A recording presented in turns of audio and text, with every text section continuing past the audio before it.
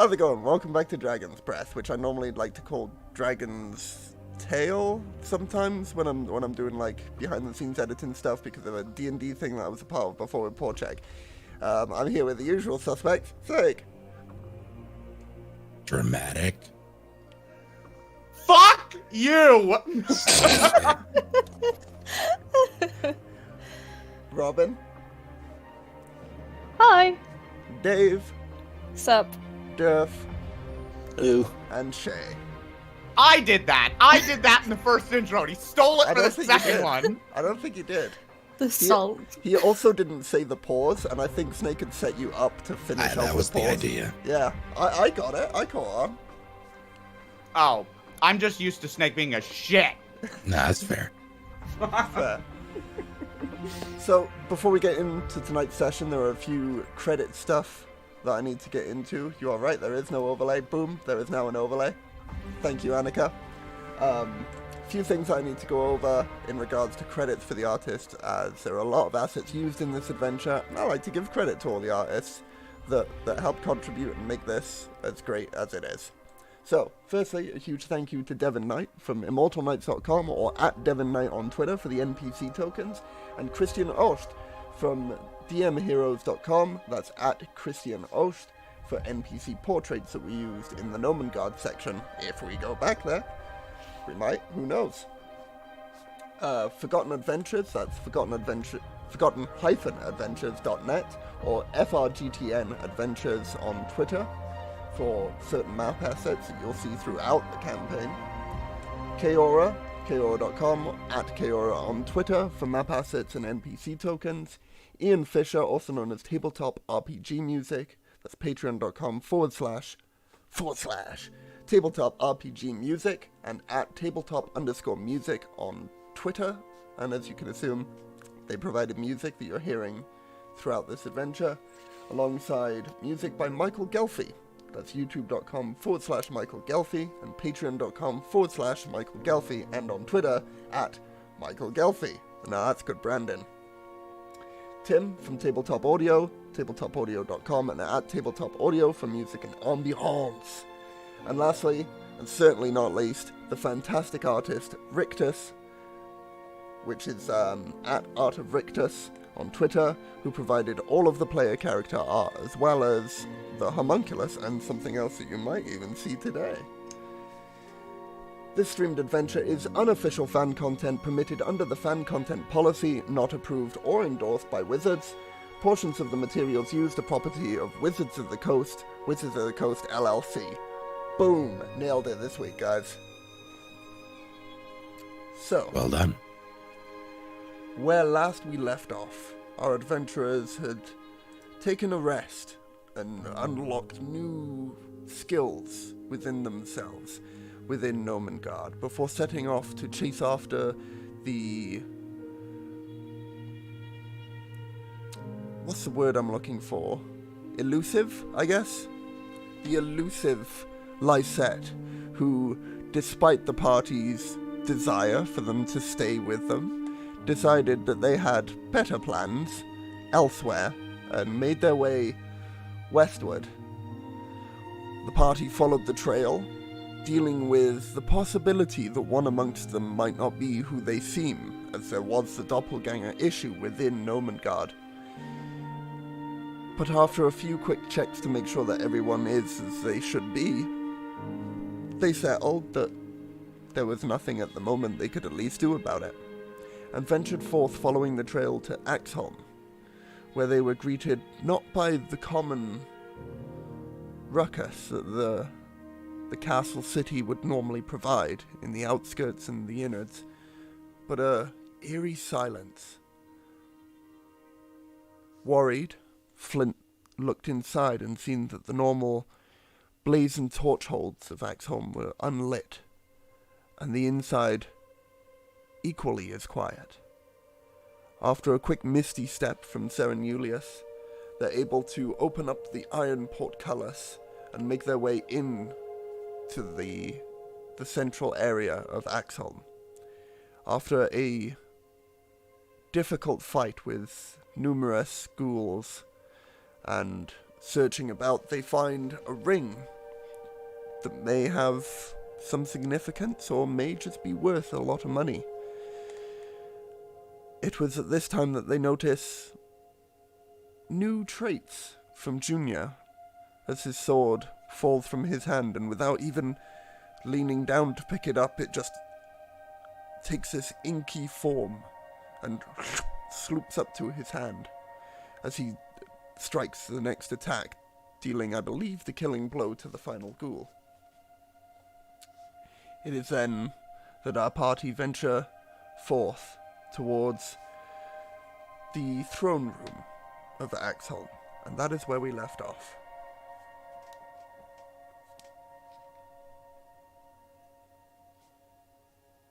Alright.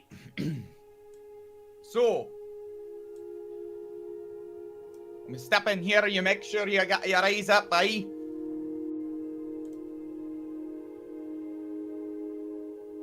If that was just a smattering of the forces we gon' see, it's like to get a lot more dangerous. I mean, I don't know about you, but I'm feeling a little rough.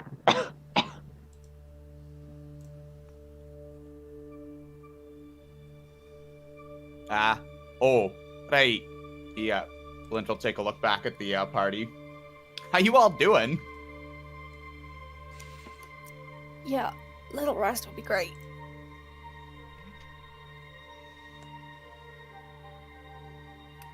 Oh, I'm fine. Always am. Owen will shrug.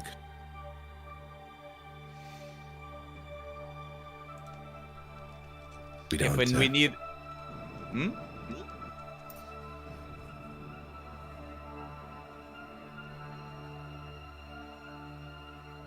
Owen will yield to Saren. Sorry, I really, really do hate to inconvenience everyone, but I'd rather not die again today. More than like the 2 or 3 times I think I've already almost died. If we need a rest, I'll take first watch. If we don't know what we're going into, it might be best. Do we have somewhere to do it that isn't the middle of whatever this place is? Is there anywhere safer? You've been here short round.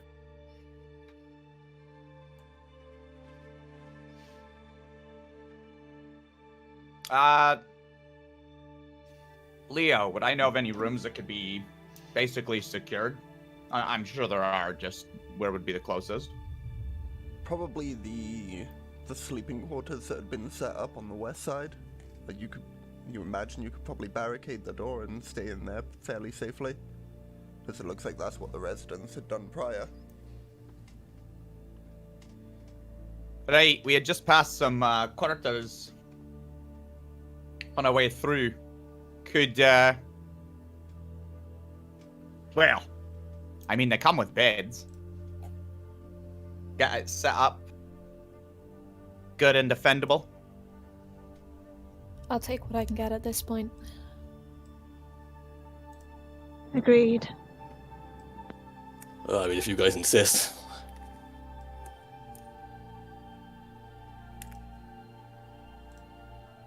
Off we go then.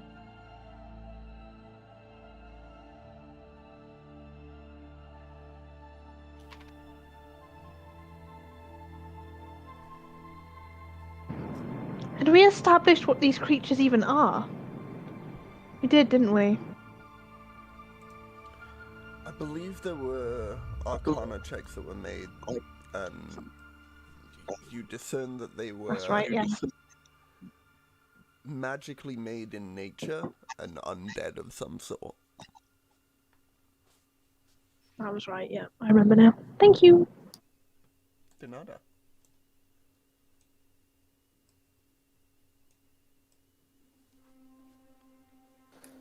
Oh god, it's dark in here.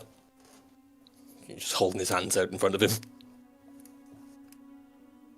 Follow the sound of my voice, Junior. This way. Oh god, there's a body here.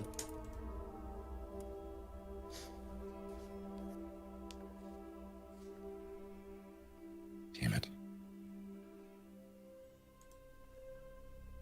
Up through here. Is everything okay? Almost got it. Junior's gonna be like, is squinting his eyes trying to look into the dark. And eventually go, I can't see a damn thing, and then I'm going to accidentally cast dancing lights. Okay. Against the kid. Jesus. Or God equivalent. God. Remind me the intricacies of dancing lights. Oh, maybe I can't. I might need components. If the components don't have a gold value, then it's generally assumed that you've gathered them. Oh, okay. Downtime.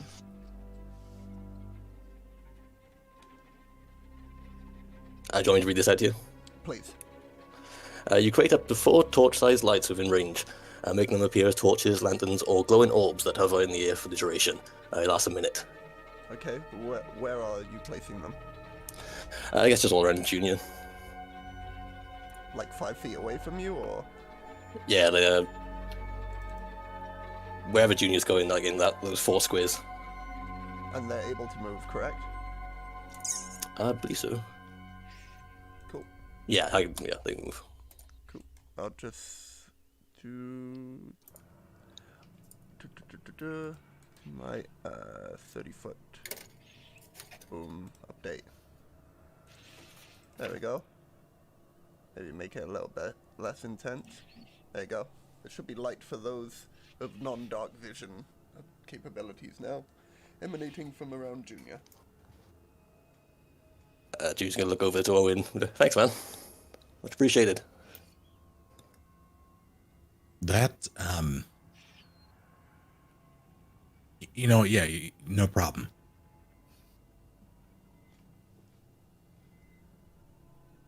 I look to Fridge and shrug.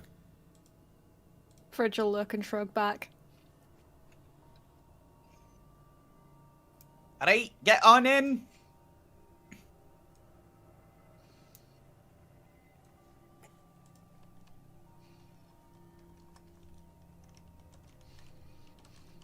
And Flint will close the door.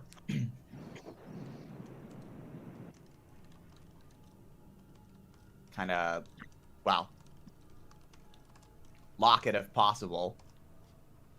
Can we use one of the beds to barricade it? There's more than enough here for all of us. It's mostly just mattresses as opposed to full-on beds in here, but you could certainly like pile up certain things against the door. To Yeah, what's this? Open. This looks That stony. is a chimney. Ah, shit. Well, we can't move the chimney, can we? You Unless... try. Is there any way I could like jam my crowbar in the door just so that it like sort of just jammed there so it won't come open?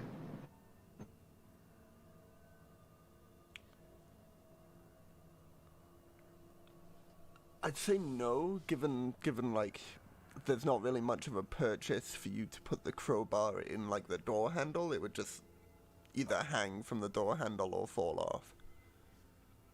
Okay, yeah, that's fair. Great idea though. I'd,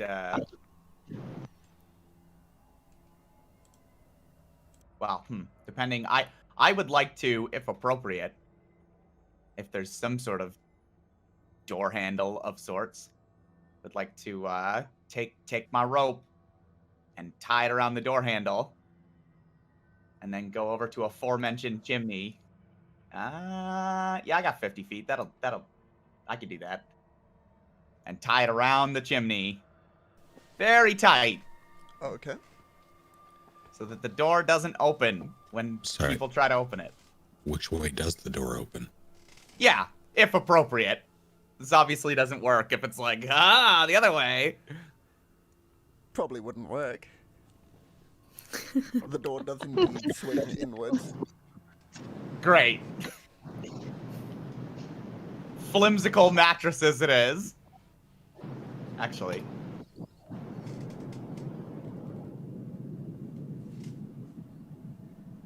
I mean, you could always sit on the mattress that's blocking the door. Then you'll definitely know if something's trying to come in. Like you're thinking. Wait, did you say that out loud? Oh, yes, I did. Oh, that's great. I like that. Oh, actually, he puts down his pack and opens the door back up again and produces a hunting trap. Just gonna go ahead and step outside there. I'm gonna place the hunting trap where I'm standing. Okay. Right in front of the door. Attach the rope to the outside handle, and then around the chimney. But will they not just chew through it on the side? Oh, but then the door. Oh. What? No, she's got a point, because I was like, wouldn't they just like slash it or chew through it? But then I'm like, but it would still be stuck by the door at that point. It's fine. It would be an early warning signal, if nothing else. True. But the door still does just open inwards, so the rope would just go slack as the door opens. No. You're tying the rope around the outside handle, so then you pull the rope in through the door, so the door doesn't fully shut. It shuts against the rope.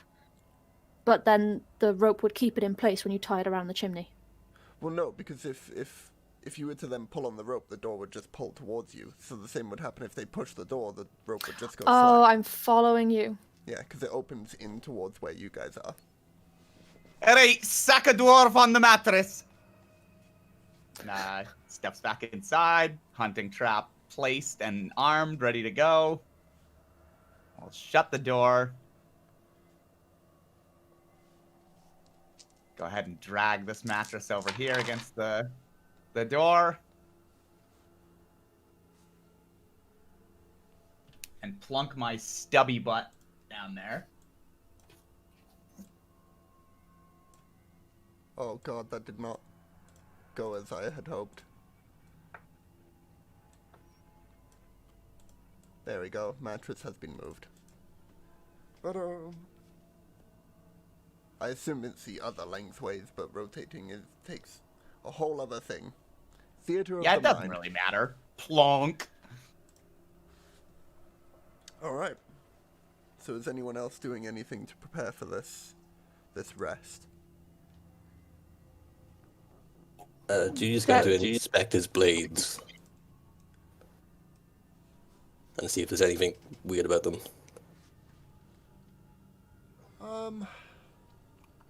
Roll an investigation check. I've also just noticed that Junior has claimed the double bed for himself. Yeah. I got a 4. They look like the usual blades.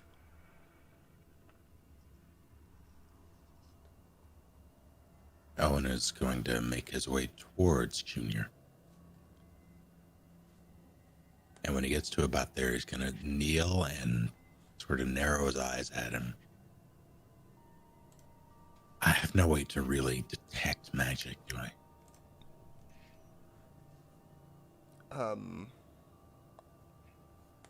I don't think so, unless you've got something as part of your class or you have detect magic. Yeah, no, I was trying to figure out a way to...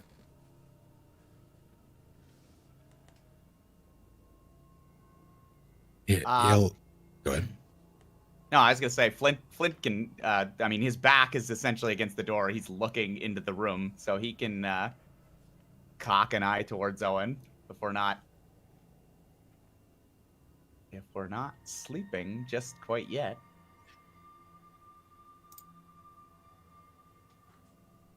Are Got you your yanking brow the in a chain? mighty.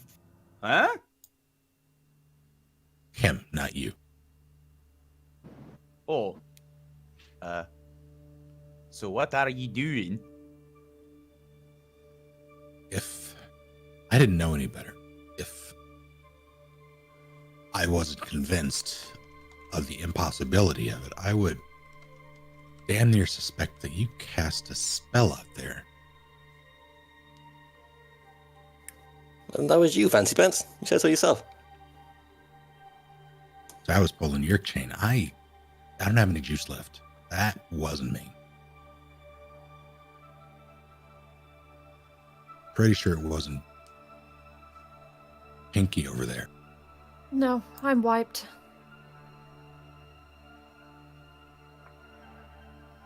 I know weapons. I know magic, Abuser. That's for fancy book reading stuff. For all, and as he's saying this, he's going to accidentally cast magic missile at the wall. Okay.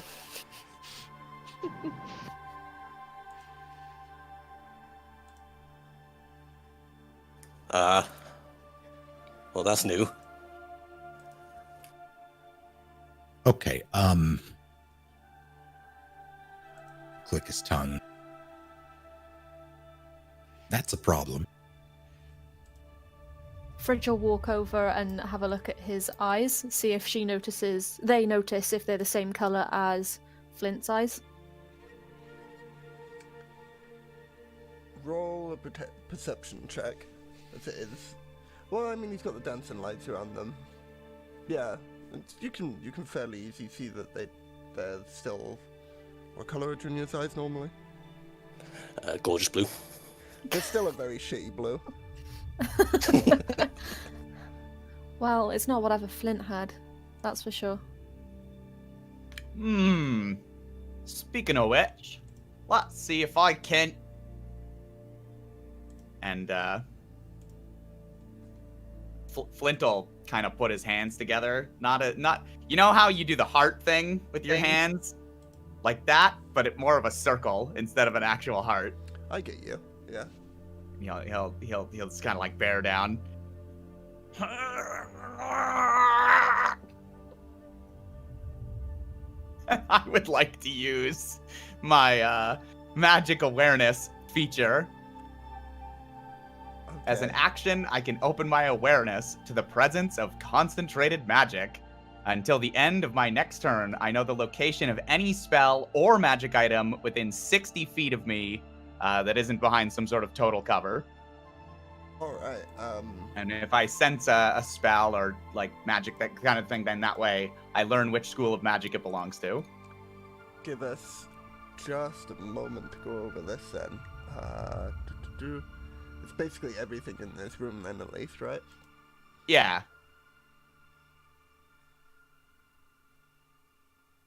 There quite evidently is and you know the School of Magic? Correct. I'll have to look up what School of Magic I guess this would be. Large necromantic aura centered on Junior, please. No, I'm kidding. Schools of Magic 5e. Wonder which one this would come under. There is a magic aura coming from Junior. Just the whole of him, not his swords as like a specific focus, even though you had seen both of them briefly take an icky, almost liquid viscosity to them briefly during the previous fight. There is... Right.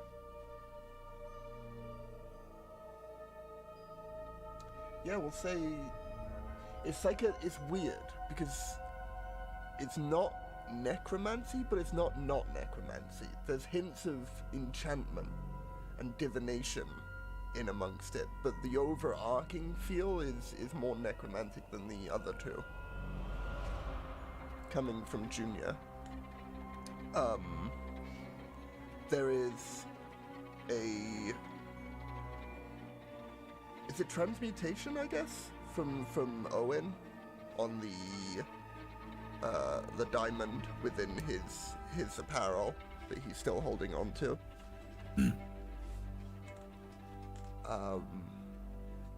The bow that Serenulius has a faint magic aura from it, but it's too weak to discern what school of magic it is currently.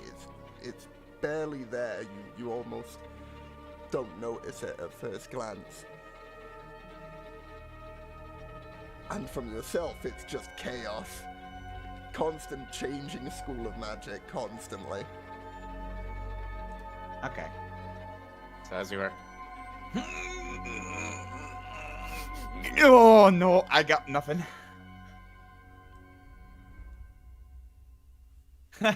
Not as strong as I thought yet, I guess.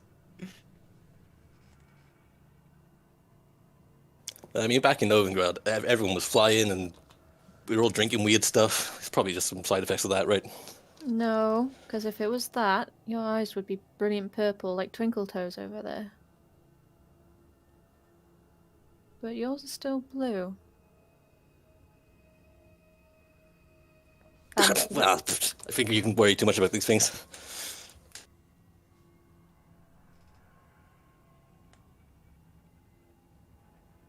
I would like to roll. Oh, okay.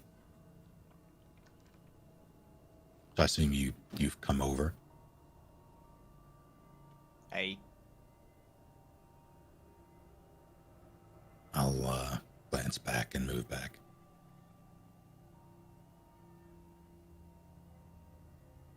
Yeah.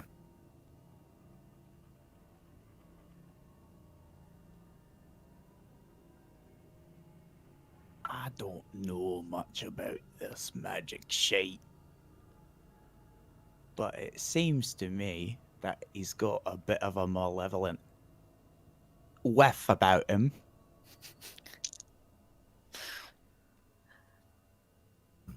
What does that mean? Well, I don't know. I don't do the magic shite. I just said. That's for you to figure out. But he's got little wisps of bad. I go into a little more detail. Are we talking like makes you a little nauseous? Well, I don't know. He just got an aura about him, and some of it seems like little twinkliness, but then other bits of it is like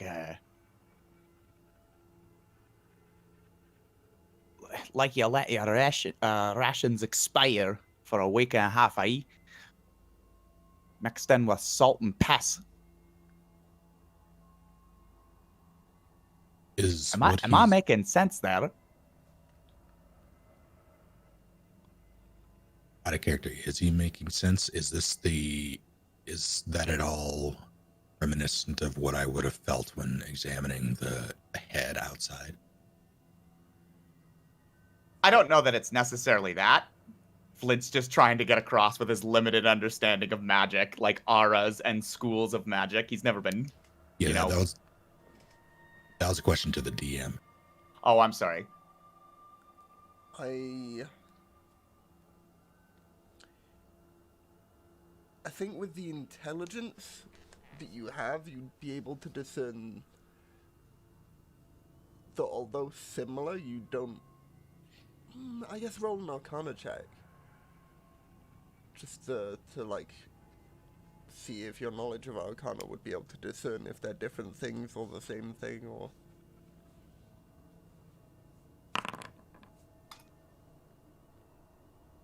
I'm still exhausted. That should be with disadvantage, right? Correct.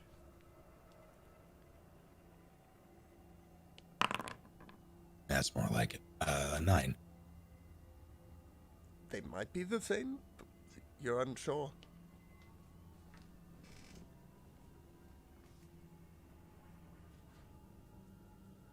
Right, Just so we're on the same page. He didn't have that before we went to Nomengard, right? You never seen him use magic? I didn't. Well, no, I haven't. I hadn't eaten the bread at that point, but I don't know. Something about him just feels wrong. And I'm not saying it's a doppelganger, but I'm just saying I think a good plan of action would be to bash his knees in with my hammer and see what shakes out, eh? Okay, maybe hold off on the hammer bashing. All right. I'll leave it up to you, Wrinklebrain. I think we should test him, but maybe with a little less violence. At least something that would be repairable. Right, I'll follow your lead then. So,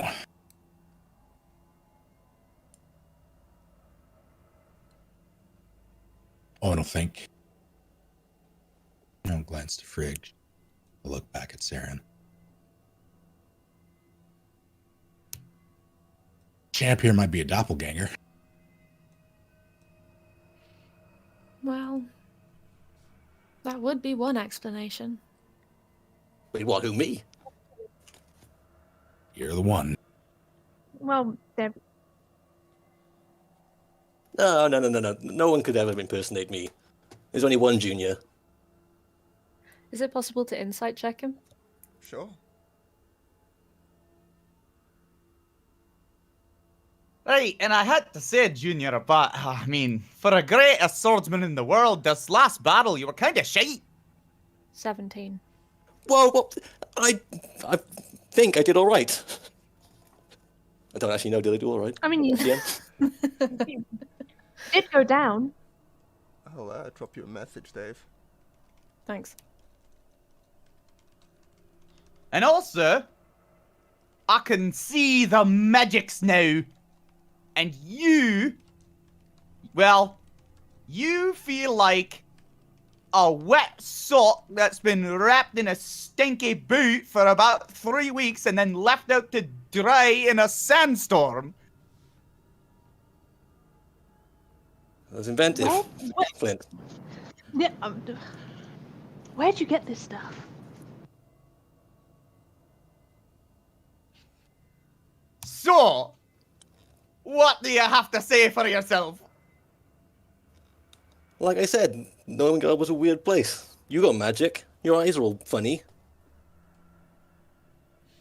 Your hair's different colour.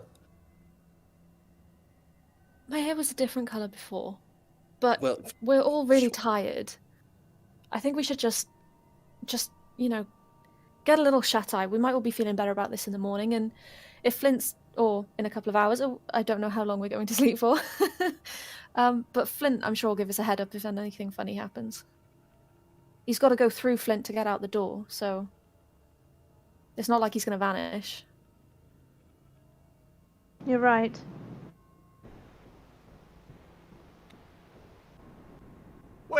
Wait, what's just happened? Didn't we just have a united front there? What? I'm too tired. I'm in pain. I need a nap. Just Fair enough, I I guess, said but this you'll bit. be more in pain when he takes his sword and slits your throat. Ear I to beg ear. to differ.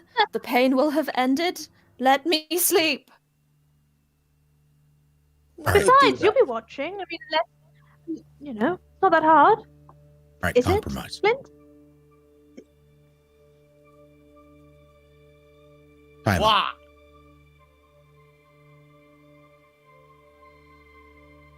You got Oh, rope. wait, good. Yeah, you're right. Good for Summit. Alrighty there, Junior. You just come this way. I'm no one's prisoner. I stay right here, thank you very much. Fine, we'll just tie you to the bed then. Raises an eyebrow at Saren. I usually have to pay for that sort of treatment. Not like that. Ah.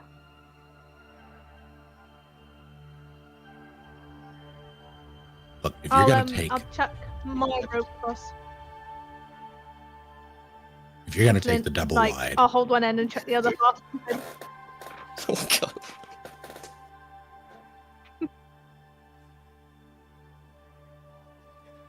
if you're gonna take the double wide, you get tied to it. Those are the rules. I didn't agree to this. Alright. Alright, fair enough, fair enough. It seems to me that I'll just... He's gonna take his warhammer and try and slam your foot with it. Oh no. Roll an attack. I forget how to roll attacks. Or rather, I forget my bonus. Hold on a sec. It's been a hot minute. You get a 20-sided dice known as a D20. Yeah, no, I know how D&D... I mean, what do I have? I guess I have a +4. Good for me. All right, let's give this a go. Really? Is that it? I'm a No, it baby. can't be it. No, it is. Proficiency plus strength. Yeah, 2 and 2 is 4. Yeah, okay. All right. Here we go. Yeah.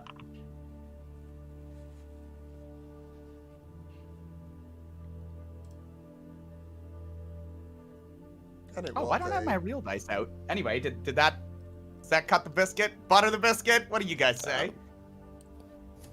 What did you get? Oh, 16. Did that not... Oh, Yeah, I I did. normally have the Streamlabs and then the stream view up. Yeah, no worries. I'm gonna get out my real dice in a second. I completely forgot to. But yeah, 16. Does that hit? That's my arm plus. That hits. Go ahead. I'm and going roll to damage. cast shield. Okay, and the reaction, innately you cast shield, buffing up your armor class, and that's blocking the hit from your toe. And I will then cast Charm Person, and because Flint's in combat with him, it must make a Wisdom saving throw, and does so with advantage if your companions are fighting it. I don't know how that works, but okay. Yeah, roll a Wisdom saving throw with advantage then, Junior. Oh dear. Okay, so as he's doing that, it's like what? My Warhammer goes to come down on his foot. It absolutely should have hit, and then just like a little, just like clunks into something magic. Like a black sort of foot-shaped armor sort of comes up and around his shield and lower leg before, you know how like water turns to steam, sort of like evaporates away? Yeah. But this black sort of ichor, and it just fizzles out around him. I rolled a 14. What's the DC? Ah, 12. yeah, 12. You succeed. You are not charmed. I'll go jump at Flint then, try and tackle him to the ground. Okay. Me eyes might not be I'll have perfect, one roll but on that initiative then, I guess. he points at the ichor. God damn it, you! Ah! And then gets tackled, I suppose. Yeah, roll strength v strength to see if you tackle him to the ground or if he just tanks it like a boss. Oh, he's gonna tank it like a boss. 8. Okay, here, I'll continue to roll in the open because we're kind of PvP now too. He holds you like a boss. You go for the rugby tackle and he moves back maybe like 2-3 feet, but holds upright. Oh boy, have you never heard the expression "not a tackle a dwarf"? Yeah, can I like try grapple him and basically somebody get the rope? Can I basically just like hold him? Before that, if Owen or Fridge want to do anything. Oh yeah, fair enough. Is this before Flint says what he just said or after? Simultaneously. Okay, Fridge will say, if this is what it takes to let me rest, and they'll go to help tie Junior down. God damn it! Okay. I need a sleep, man. Don't know what you're going to say, but... Also, just before we go, Leo, apparently as the stream went on, you've been getting quieter. I don't know if that's a tech thing or just a you thing. I may have moved slightly further away from my microphone. Apologies. Okay, yeah, Turn people were myself just like, up. you're quieter compared to the rest of us, but okay, cool. There we go. I should now Go on. hopefully be on level. Yeah. Fancy pants, help me! Flint said your hair's stupid. How dare and Owen will walk towards Flint as if offended, and then I'll stop and just look at Junior. Okay. And with that, now that everyone has had one turn prior to combat, we'll have everyone roll initiative. Ah.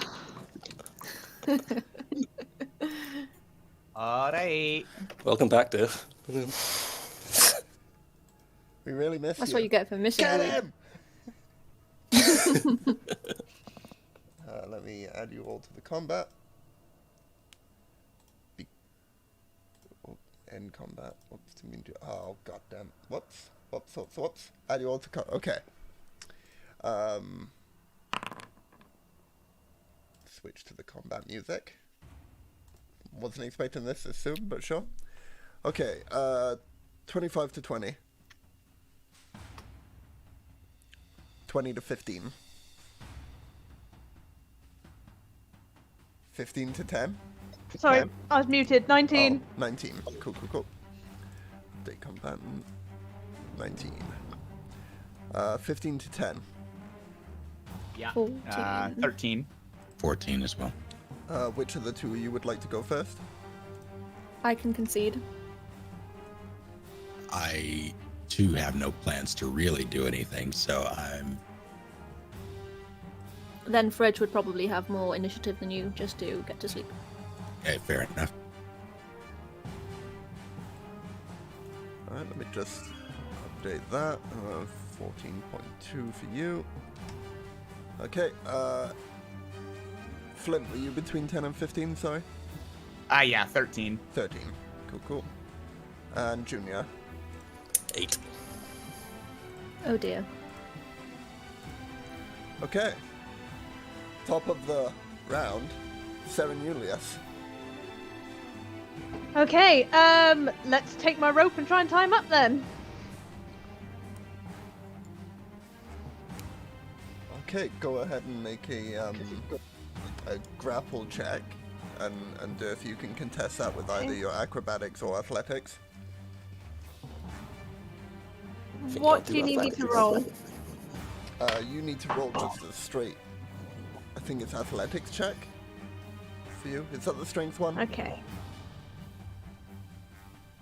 Let me look at someone's character sheet to see. Yes. Yeah. Cool. Athletics is strength based. Am I able to lend help to give her advantage or anything? Not currently, because her turn is before yours. Okay, cool. I got an 18. Junior, On 19. Oh. he manages to hold you back from putting the ropes around him. Anything else for your turn? Damn it, I don't think I've got any bonus actions. Nope, that ends my go. Cool. Fridge. I will also try and grapple him and tie him up with Saren's rope. Okay. Same thing. Roll athletics for you, Fridge. Athletics or acrobatics for you, Junior. 23. 9. Also a failure. Got to get off me! That's She's all. just flailing around trying to make it as difficult as possible. That's all I got. Flavin.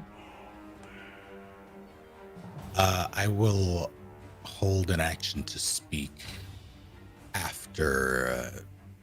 It's entirely dependent on whether or not Flint succeeds and what he's going to do. All right.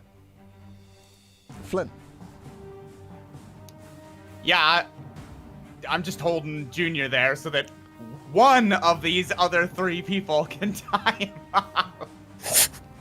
So I don't know if that's a strength check, athletics, I don't know, but yeah, I'm just gonna try and hold him in place. Whether this is an aid, like I don't know what this is gonna accomplish, but he won't be moving anyway. It's a grappling check, so athletics for you, strength athletics or acrobatics for him. Okay. 23. I got a natural 1. You can do whatever you want, man. Alright, Junior. Oh wait, Snake, does your action trigger? Yeah.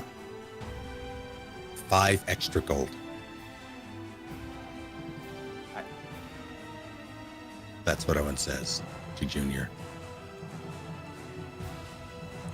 Okay. I guess because he rolled a natural 1, I'm holding Flint by the head, away, just out of arm's reach. I look over at Owen, but what? 5 extra gold if you let us tie you up so we can all go to sleep. let you tie. I'm not getting tied up. Look around. Look at where we are. Your point? You're, as far as we're concerned, about as big a danger to anything else in this place. We gotta be sure. Hey, I helped you all out in that fight just now. You need me and my swords. Not tied up. If we need you, if something comes through that door, you'll be the first to join Flint over there to meet it. And that's about the amount of talking you can get in the 6 seconds of this round.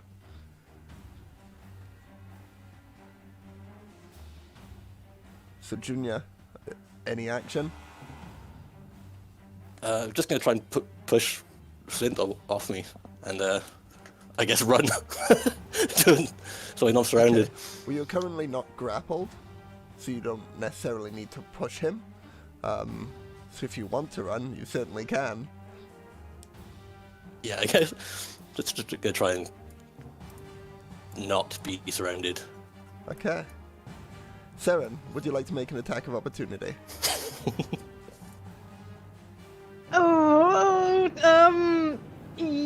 Yes. With what weapon? I will, short staff. Of course.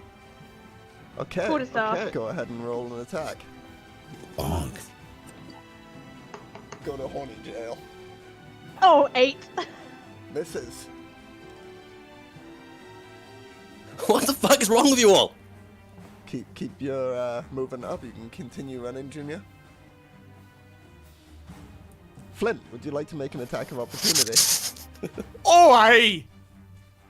With what weapon? With my warhammer. Oof. Roll for bonk. Bonk Hey, too. Yeah, Durf, it's up to you. Do you want me to use the foundry rolls, or do you just want me to do the in real thing and call it out? Oh, yeah, just call it Alright. No, 14. Nope. Misses. Carry on moving, Junior. God damn. 25. I think that's the bet. 30. Yep. Unless you dash. Ah, as come an on, action. Junior, be a man about it! You can dash as an action, remember? Can I talk again? No, you had a lot of talking that you guys did, which was considerably more than 6 seconds, but I allowed leeway. You could dash as an action to get another 30 feet Could. movement. Yeah, I'm gonna do that. Okay. I don't want to leave the... And that's it. Alright. Top of the round, Seren. Oh, he's making a break for it. I'm going after him. 10, 5, 15, 20, 25, 30. Have I got 30 foot?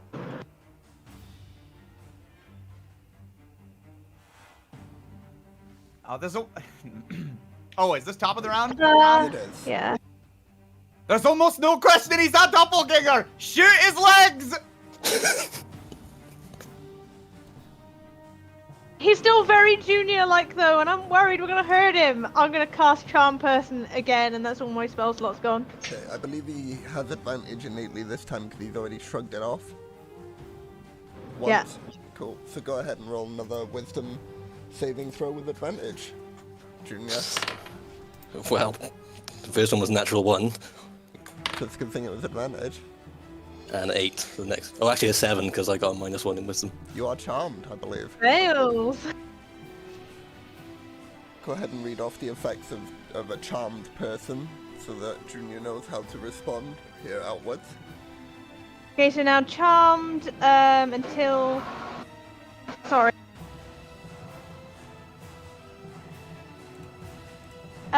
It's charmed by you until the spell ends or until your companions do anything harmful to it. The charmed creature regards you as a friendly acquaintance. When the spell ends, the creature knows it's been charmed.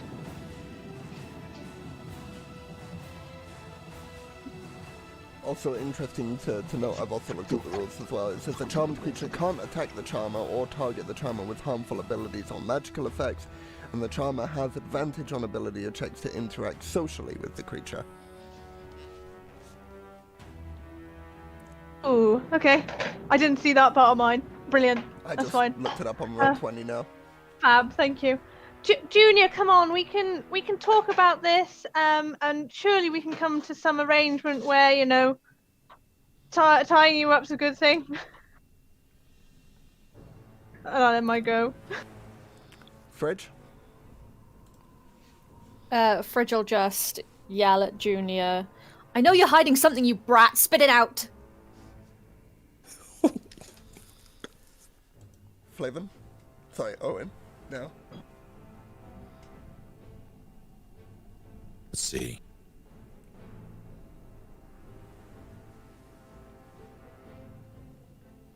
Walk to about right there. And just like non-threateningly. Arms down. I want to just say, come on, man. Look at us. Let us sleep.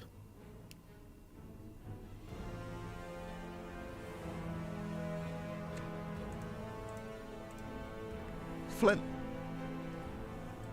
Oh, Flint doesn't know what they're all talking about. He feels great, so I'm just gonna. Oh, I guess I gotta dash. Oh, come on! Don't be like that. He says, sprinting towards Junior. My legs can only carry me so damn far.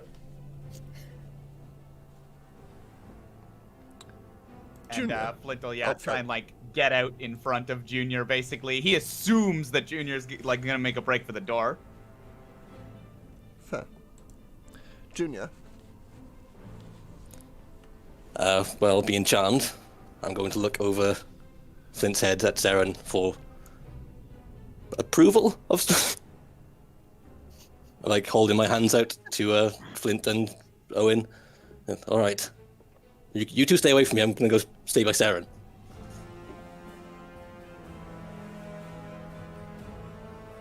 All right.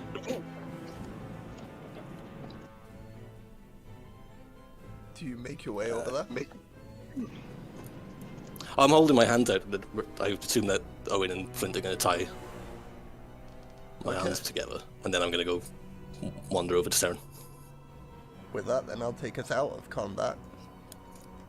Because there is no immediate threat at this time. Stop the battle music, go back to just an uneasy feeling.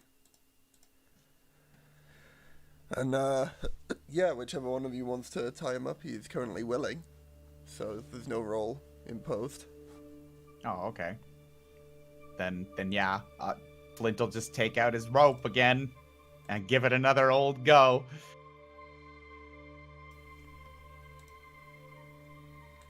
He's tied. Great. And Fridge is going to immediately go to the nearest bed and crash. Come on, Junior. We'll. If we take the double bed, I'll meditate while you can get some rest. Well, tied up. See? Reasonable. Thank you, Saren. Give a dirty look to Flint as I walk past.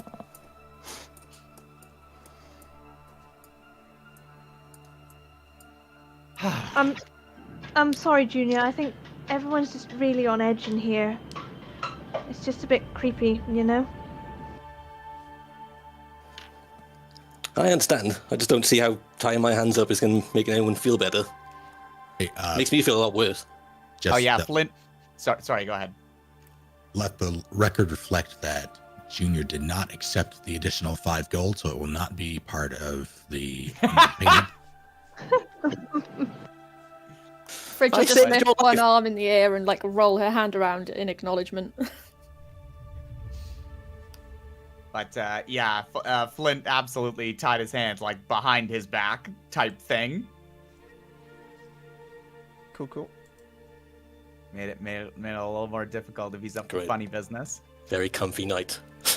Yeah, then he'll just give a little slow thing. Go. appreciate the backup.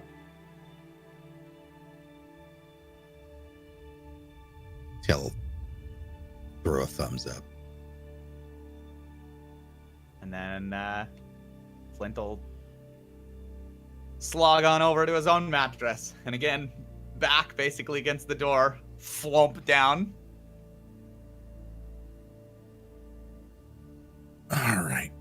Oh, and he'll crouch down, start rifling through his pack, and he'll set a bunch of things out next to him, among them the diamond. And he'll get to work. Oi! What you got there? Broken bird.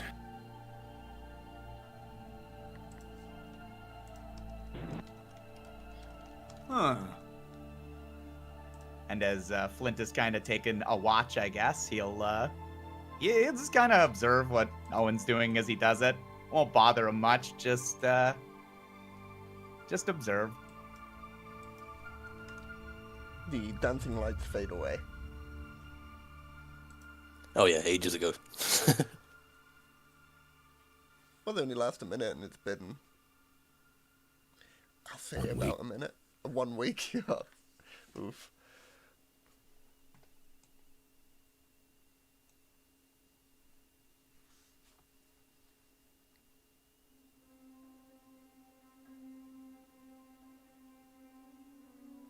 I assume everyone's bedding down.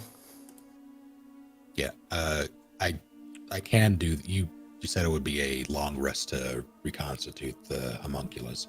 Correct. Does that also factor in exhaustion, or is it just something that, like my spells? Is this something that just sort of happens? I can retool them and then go to sleep. Yeah, it just sort of happens, because it happens at the end of the long rest, and by the end of the Gotcha. long rest, you lose your exhaustion points anyway, so... Gotcha.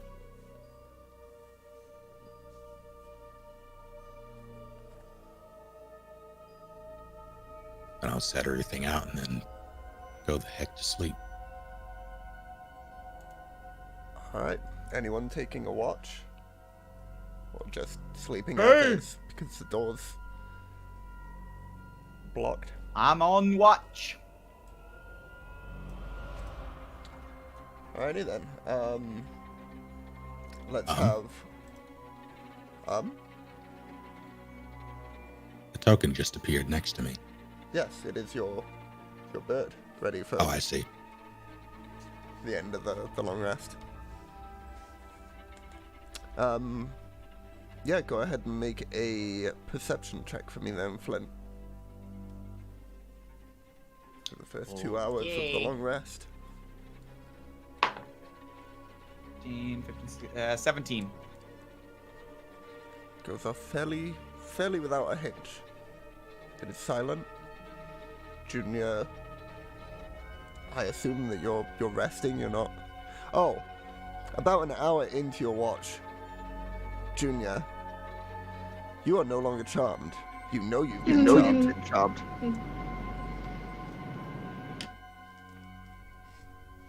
You are tied. Wait, I didn't agree to this at all. Pipe down over a Junior. It's already done.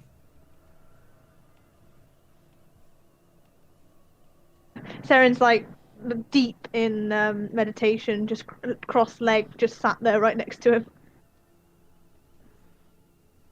Well, there's nothing Junior can do about it, but he looks grumpy.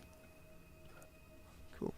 So then the remainder of the 2 hour for that perception check goes off without a hitch. Junior, grumpy, but appears to bed down and rest, like everyone else. Are you also doing the second half of the not second half, sorry, the second of 4 checks? Flint? Or are you getting someone As in, else I'm to... taking another watch, or just like, I'm just doing it? Yeah, which one are you doing? I guess is what I'm asking. Are you taking another watch, are you getting someone else to do it, or are you just sleeping by the door and starting to get the full benefits. If nobody relieves Flint, or if they all feel like they could use the rest, he'll continue to take watch because he's not nearly as exhausted or beat up as the others. Okay, I will say that this will Okay. probably only work as a short rest for you then. If you do it like that. I mean, after 4 hours, wouldn't Saren just be fine? 4 hours, correct, but that's halfway through a long rest, so he wouldn't get the full benefits of a long rest if it were after the Yeah, 4 that's fine. hours. I'm fine with mine being a Yeah. short. Okay. Yeah, fair then. So go ahead and roll another perception check for hours 2 to 4. This one was a 13. You hear wails from within, not like, but like wailing noises from deep within Axeholm itself that echo throughout the halls, but nothing near the door. Oh, that's not gonna be good. Get out my home, you cripping bastards.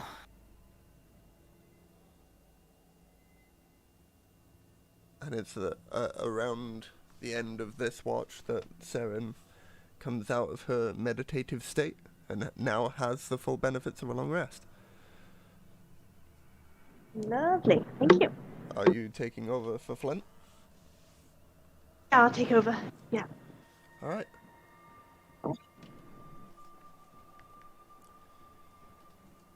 Yeah, just put your back against that door there. You'll feel him. Right. I got it. Have a good sleep. And he goes over to the bed that Junior's in and flumps right down beside him.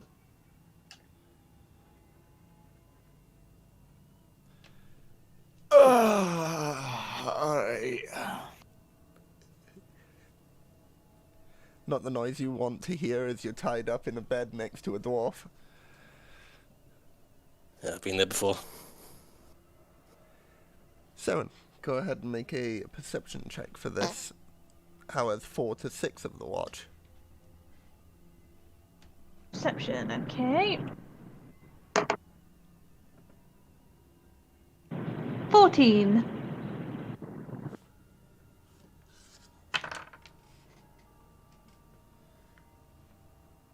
Oh, that was not a good roll. You don't necessarily hear anything. And you're sat on this mattress, back against the door, and you don't feel the door move. But you see this almost like a black mist that comes out from underneath the mattress in front of you and starts making its way throughout the room. Just a small, like, maybe 1 foot wide blob that's slowly snaking its way through the room. Oh, that's not good. That's not good. Everyone? I think we have company.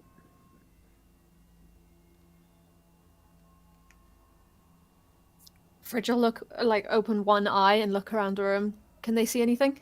Roll a perception check.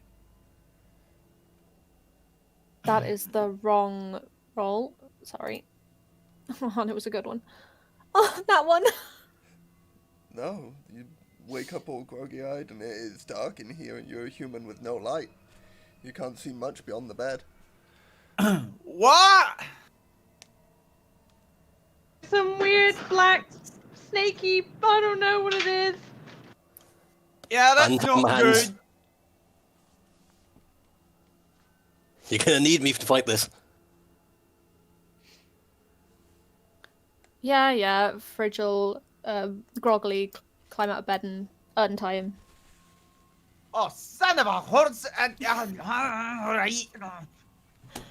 They're not It awake turns right and now. faces the mist. Roll a perception check.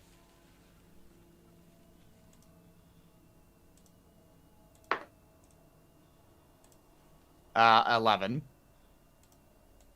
You don't know what Saren was looking at. You can't see Like, any... I don't see it? Yeah. Oh, okay. So there's nothing in this room as far as I'm concerned. Looks the same as it did as you went to sleep. Where is what I'm seeing? Where is it? Around here at this point.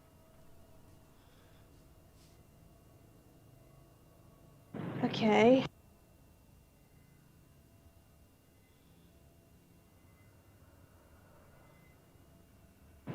Can I just like fire an arrow at it? See if it does anything? Sure. It is motionless since you made the noise. As soon as you piped up and said, guys, there's something in here, it has not moved. I got a 25. That would hit this mysterious thing, yeah. Go ahead and roll damage.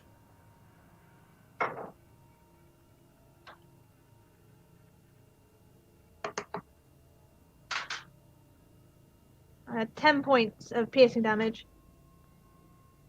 With that, from what you see, that the arrow hits into this target, and it sort of similar to the shield effect that Junior had had earlier, the black spot on the ground just sort of evaporates into the air around you. Did I see that? And do I recognize the black stuff? Roll a perception check.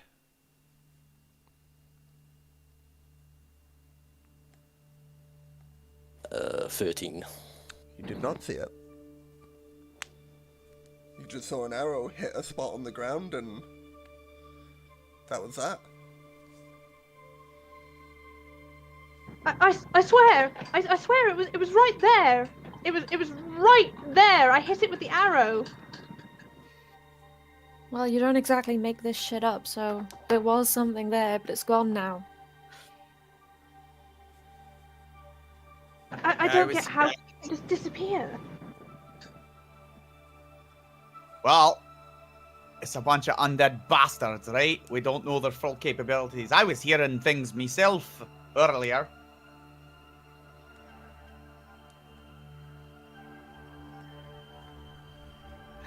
It's At alright. this- So glad you tied me down when there's all this shit going on. At this point, how long's left of the watch, Leo? 2 hours. DM? 2 hours, okay. Of the, not of the watch, sorry, but of the rest.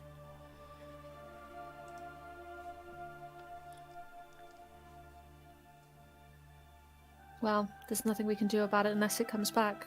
We may as well go back to sleep. Right. Come on, Junior. I'll watch you this time. And I'll take Flint's vacated seat. Yeah, and Flint will cozy up closer to the door this time. Just gonna whisper to the fridge. You save the ropes so I can get some sleep. Alright, but if you move, I'm gonna know.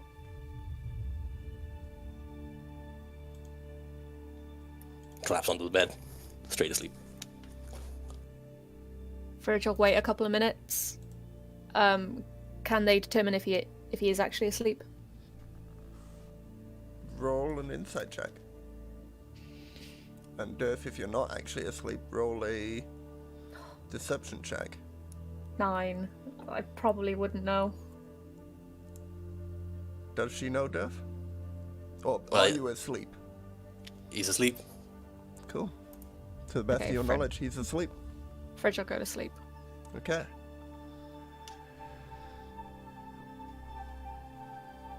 So that's Seren.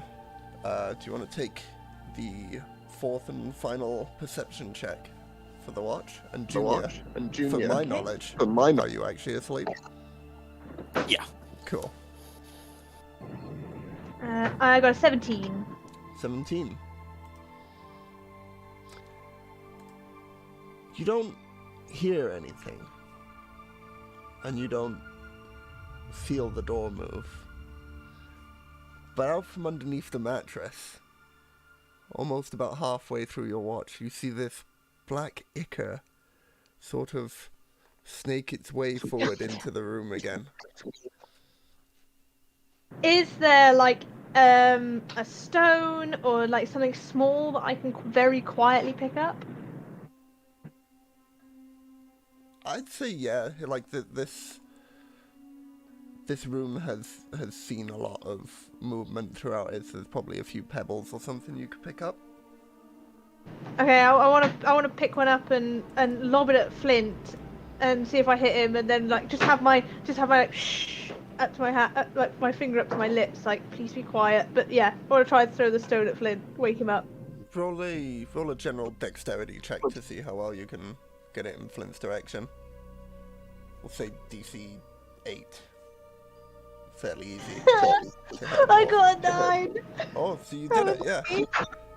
Whew. So Flint, you're awoken by a pebble hitting you on the noggin. Nah. And then, I want to try and point to the black thing and see if he sees it too. Roll a perception check. yeah, this is awesome that there's an elf and a dwarf who you can actually both see in this dark.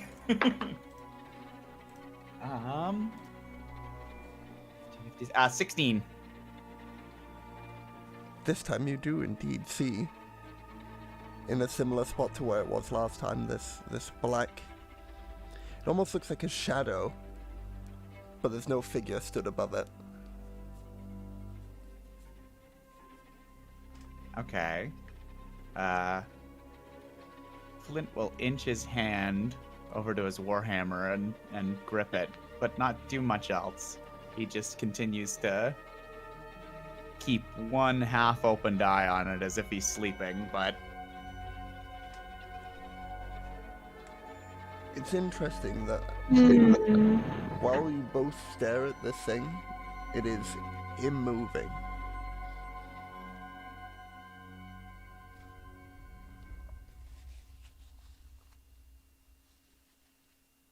I'm gonna mouth to Flint like, I really don't like this. This is really weird.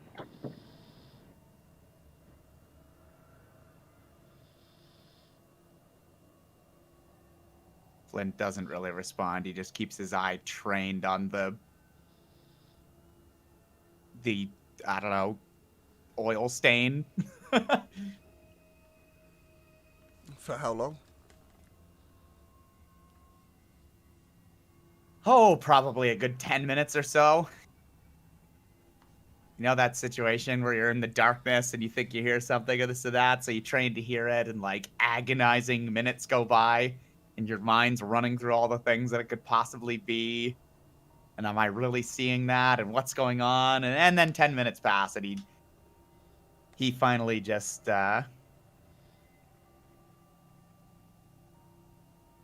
well, he'll roll back over for a moment. Uh-huh. So, Seren, you're the only one currently looking at it directly. Okay, I'm actually gonna walk up towards it and with my quarterstaff, like, stick my Real- quarterstaff in it. Real quick, every time that you blink, now that you're the only one looking at it, every time you blink, you swear it's moved ever so slightly. Oh, I don't like it.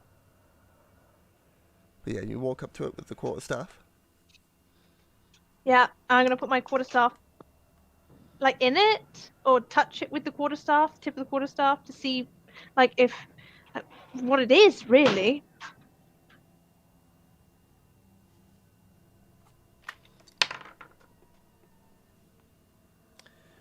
Okay. Roll an investigation check.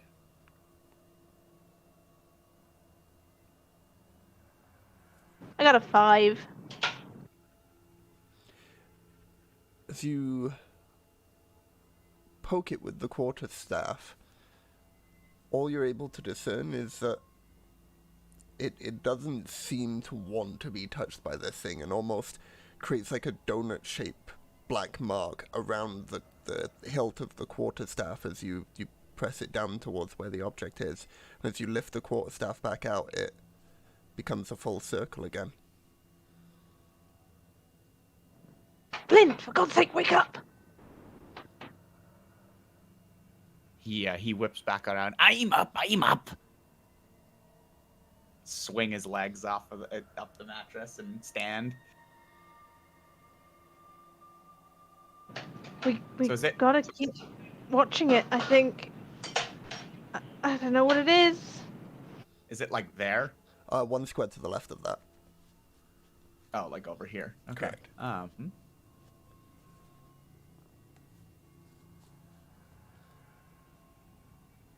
Okay. Well, so it looks like what? Like a black ichor or more like a black mist?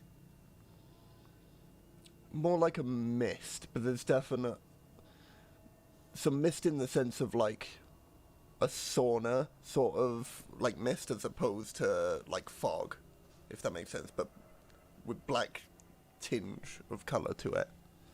But most of it appears to be right down to the ground. There isn't much of it coming up off of it. Okay.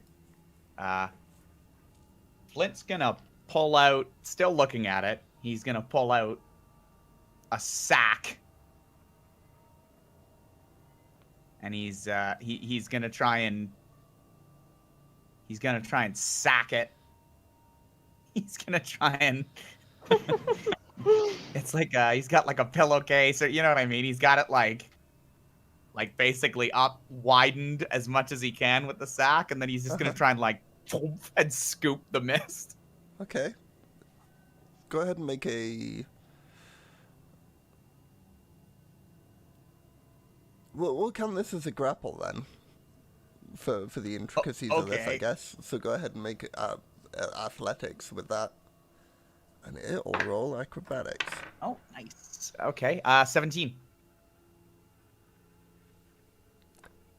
Unfortunately for you, I rolled a 17, and it has a +2.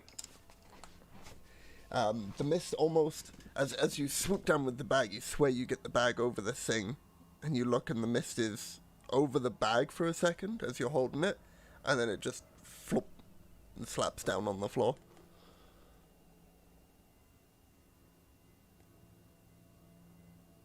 Ah.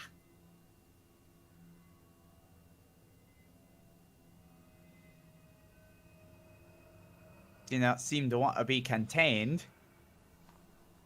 Should we try and wake the others again? Hold on. And Flint clasps his hand together in that lovely circle motion.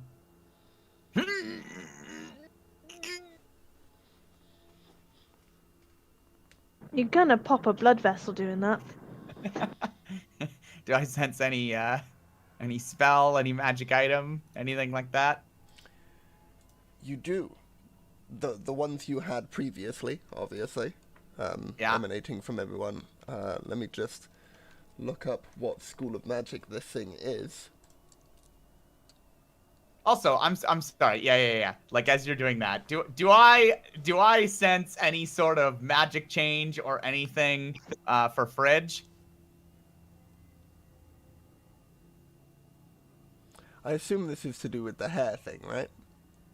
Yeah, they're looking a little different over there. So, Fridge, would there be any magicalness to this?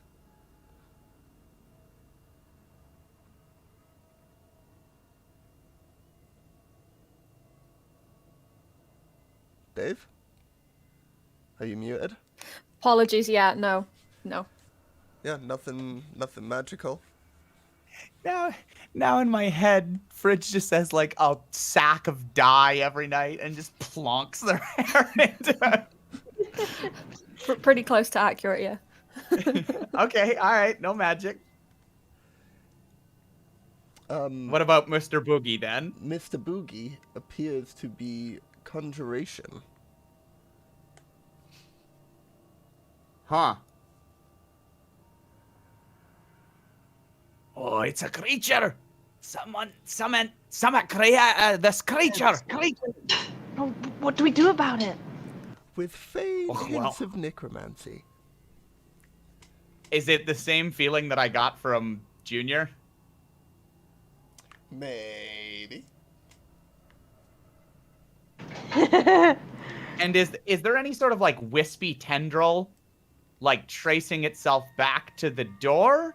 or is it its own separate, like it's just kind of a puddle on its own in front of us? It's just sort of a puddle on its own in front of you, yeah. Okay. I mean, we could see where it goes. Right, but to do that, we have to not see where it goes. I mean, what if we turned around in quick succession? Oh, alright. Give it a go, I guess.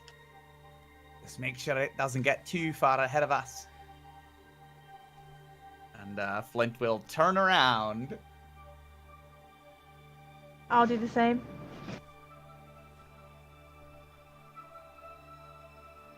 Give it maybe 5 seconds, and then he'll whip back around. Roll a perception check. Yeah. Oh, fuck me, I'm rolling so bad.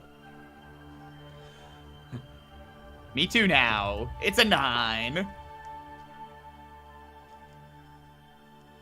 You see it? It has moved to this square. Saren, what did you get? Oh, I didn't roll. Sorry, I thought you meant just Junior. Perception. 15. You also see it in that square. Right, well, it's not lightning fast. That's some small mercy. Yeah. Alright, well, I guess we'll move closer to it and then do the same thing. Alright. He repeats the experiment. Playing red light, green light with this thing. Yeah. Yeah. Another 5 seconds for both. Yep. Go ahead and roll a perception check. I will say this will be a 5% chance. Well, I just got a 19, so if I add my 3 to it, 22. I got a 6.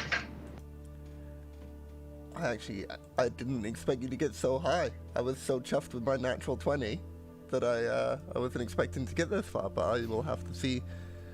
What was it? Plus 4. 24. You needed to beat. Nope.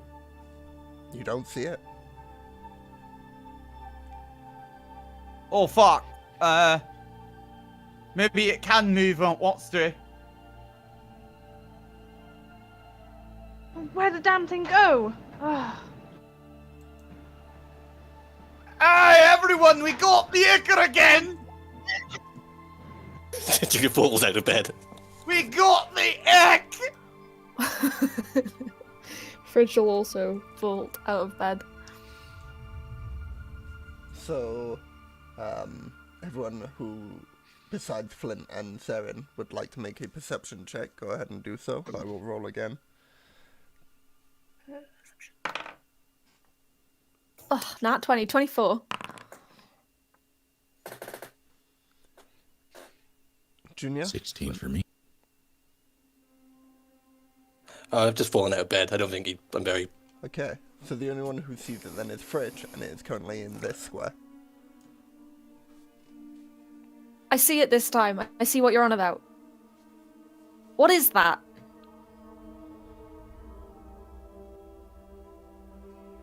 Flint can stomp on over now. Well, it seems to be some sort of being created by someone else with just a whiff of Junior in it, and it seems like it's a mite shy, you might say. It only seems to move when you ain't giving it the eye.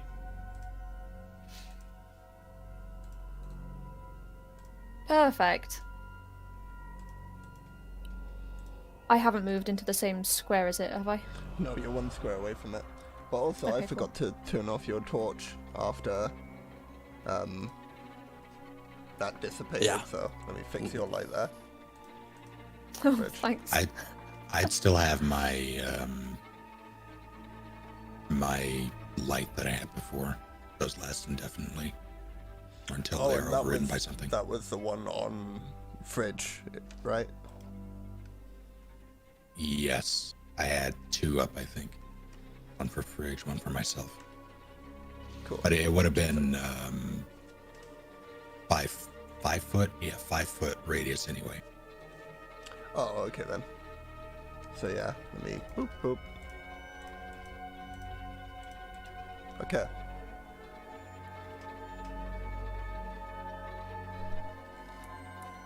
Junior, All right. I need you to make a dexterity saving throw for me as you move into that square. Oh, good. 7. You fail the dexterity saving throw. And for a brief moment, you swear you feel yourself falling. And as such, you lose your balance. And are knocked prone. Go ahead and let me see how much damage you'll take from this. You take 3 points of bludgeoning damage as you fall ass flat on the floor here. On top I've completed the long rest, or is that off my initial health? Everyone will have completed their long rest by this point, yeah? I won't be that mean. That I'll end up killing you just by falling on your ass. How much was it, sorry?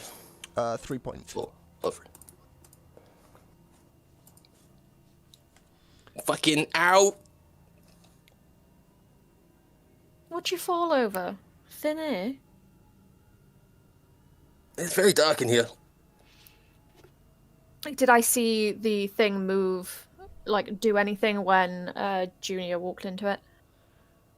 As Junior stepped on it, it's...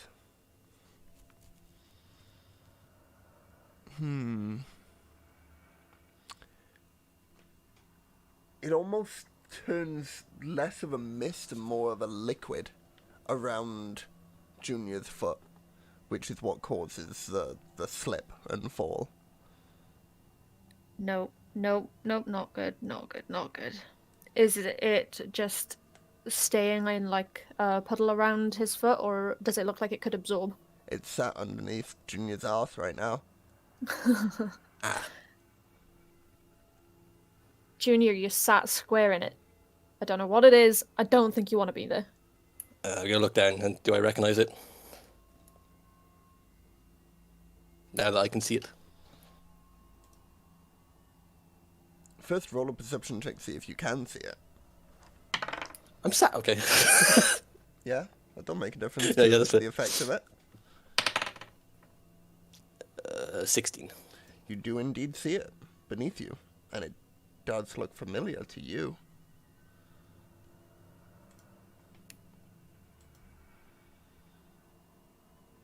I'm gonna scoot away from it. Every Hey! step This you corner. take away from it, it's almost like it remains within your shadow. And it stays right beneath you. Oh, shit. Let's see what happens when you tie me up. Bad things. Why would you want... I say we just go and kick the shite out of whatever conjured up this bastard in the first place. You're all rested, eh? You look great. He motions over the fridge. And you're fine too, Junior. So get up and let's go and deal with that. Eh? But we don't know what it's going to do to him. It's literally in him. Yeah, well, standing it in here is not gonna make it any better. Crushing the head of the, what are you magic-y type of, the necromancer or what? And maybe it'll get rid of it. I suppose we don't have a lot of other options right now. Are you good with that, Junior? Is it hurting me? Or is it just sticking to me? It's almost imperceptible as far as touch or feel goes to you. It's almost like it's your shadow at this point. Yeah, let's go find whatever's doing this so we can get this off me. It's not so much touching you; it's still on the ground beneath you. But as you walk, as you lift your foot up and walk forward or whatever, it's still there under where your foot would be. It is literally following the shape of any shadow you give off. Owen, you're clever. What is this thing? Where are you? Hang on. Did you just call him by his name? Shit. Fridge is just watching him wide-eyed now. Aha! He is a doppelganger. Spins back around. His confirmation bias is screaming at him.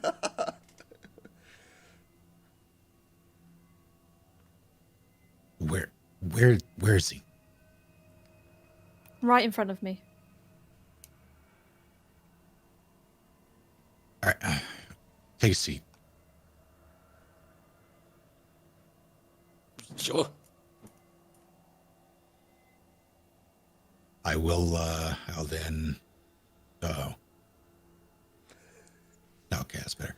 I'll then cast Identify as a ritual, which will take, I believe, 11 minutes. Interesting. I hadn't thought of this interaction. Yeah. Okay. So, is there anything anyone would want to do for this 11 minutes of the ritual casting of Identify? Or should I skip forward to that? Nothing from me. I'm good. Actually, no, it might just be a minute. Hang on, let me double check. Well, I believe it's 10 minutes for the ritual of any spell, and then a minute for the cast time of the spell itself. Okay, right? yeah. Yeah, I think you had it right, Snake. Okay. And I don't want to detract too much, but Flint would, in fact, like to, he at the very least, go and, like, open the door, you know, like, expecting someone on the other side of it. He's going to go and poof, open the door real quick and just, like, poke his head out. Like, not actually go out, but just, like, do that peer around the corner thing. A shiver creeps up your spine as the air outside is significantly colder than the air inside of here was. And it wafts through the room with a great speed. Almost like a gust of wind had blown in on you.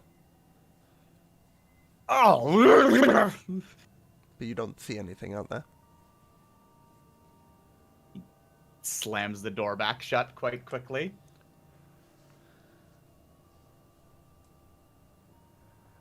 Anything there, Flynn? Back over. Yeah. Takes a keen interest in this. Alright, so with that the 11 minutes pass. And can I have everyone bar Snake leave into the backup room briefly? Cool. Yep. Just to go over the identification itself. Okay. So, remind me the intricacies of Identify real quick. Just so I know how much to throw your way here. You choose one object that you must touch without casting the spell. I don't think I can, or really would want to touch this thing, so I would instead touch Junior himself. If you instead touch a creature throughout the casting, you learn what spells, if any, are currently affecting it. If I can touch the thing, though, it moves around, right? Does it even count as an object? It would count as an object. Two, now that it is Junior's shadow, it consistently maintains the shape of his shadow, even if something tries to touch it. So, I need to know as to what to tell you, whether you are doing this on Junior or on the thing. Okay, if I have something stable to touch, I would touch it. Okay. If it is a magic item or some other magic compute object, you learn its properties and how to use them, whether it requires attunement to use and how many charges it has, if any. You learn whether any spells are affecting the item and what they are. If the item was created by a spell, you learn which spell created it. Okay. This is not an item, but a creature, but I will follow the same rule sets. This has been created via a conjuration spell at first level known as Find Familiar. Okay. It has a similar sort of Icaran vibe to that of the goo you had once put in your water skin and emptied out.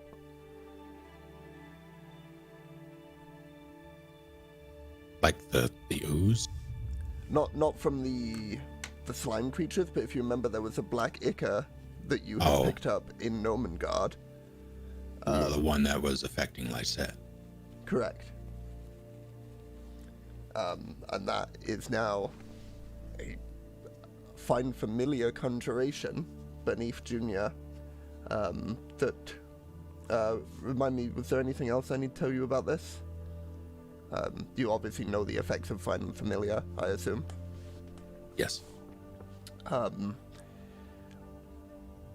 You get the feel that it currently isn't in its full state. It's almost like it's been half cast, the spell, but it didn't dissipate after doing so. It remained.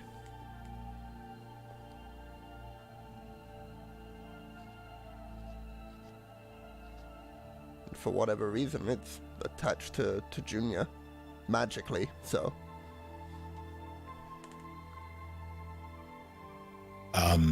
Specific clause, how to use them. Is there any way I can figure out how he can assume control over this thing? Like, to basically help him better attune to it faster so he understands it.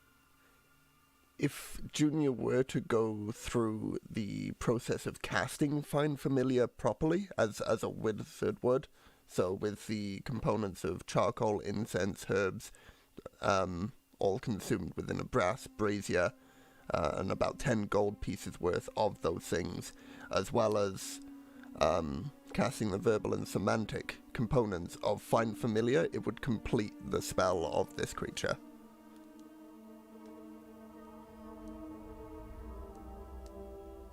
But at current, it is incomplete and benign? Correct.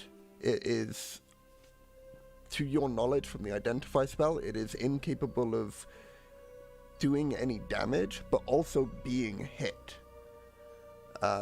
If it is hit, it dissipates and reappears somewhere within 60 feet and tries to find its way back to Junior. It is unable to move while it is being looked at, unless it is within Junior's shadow.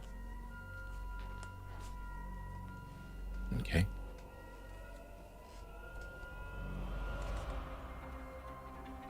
I think that covers everything in regard to the Identify, correct?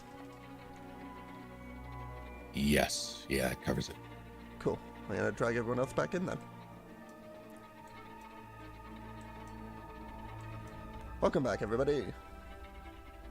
Thank you. Huh.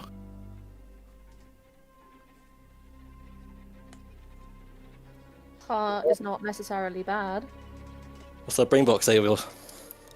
That it's not necessarily bad. You, Okay. Picked up a friend there. Don't know friend? how. More accurately, a familiar. And I don't think you cast it, at least not properly. Whatever you did, whatever you got into, it is... Well, it happened wrong, and the only way to really fix it is to either dispel it entirely or complete the spell, which we don't have the means to do here, I don't think, unless you have... I'll rattle off the components again that I don't quite remember off top.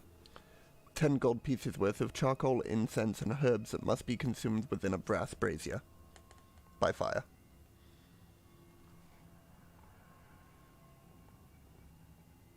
I don't think any of us have that at the moment, so stick a pin in that, maybe. Either way, it's not going to hurt anybody. There's a big look of relief.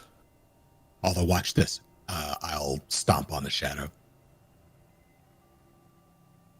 Hey, didn't you just say it was friendly? Yeah, It, but just look.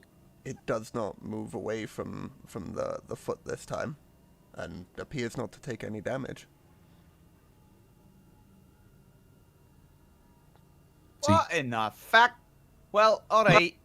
If you magic users seem to think it's alright with me, I guess. One concerning part, his voice will lower, is that it appears to have the same signature as what was affecting Lysette. That black gooey stuff.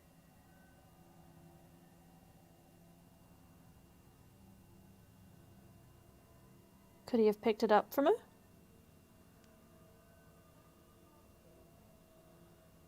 Out of character, I forget, did I empty that out of my water skin?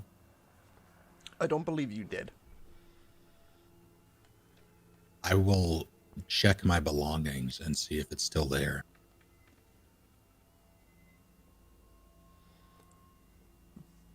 The water skin is still there. You feel a liquid within inside it if you haven't taken the cap off. I have not taken the cap off. I'm not going to. Mm-hmm. I don't think it was that.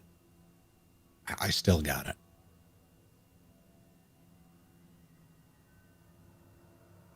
Weird. But we can move on, right? We can do whatever's going on here with Flint's people. Oh yeah, no, we're good. Okay. Okay. Fridge will say hesitantly a second time.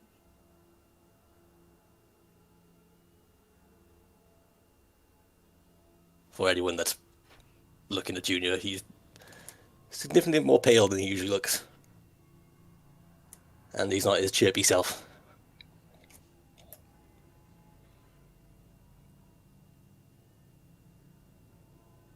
Alright, well, I guess you can stay with me for a bit until we figure it out. How about we go kill something? Now that we can both agree on.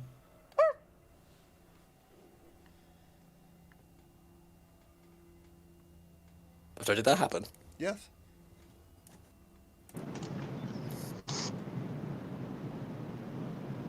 Anyone else hear that, right? They did. Emanating from the shadow beneath you. Did that thing just bug? That's what it sounded like. Alright then. Hurry ye out the door. And Fridge will follow Flint, choosing to completely ignore that fact.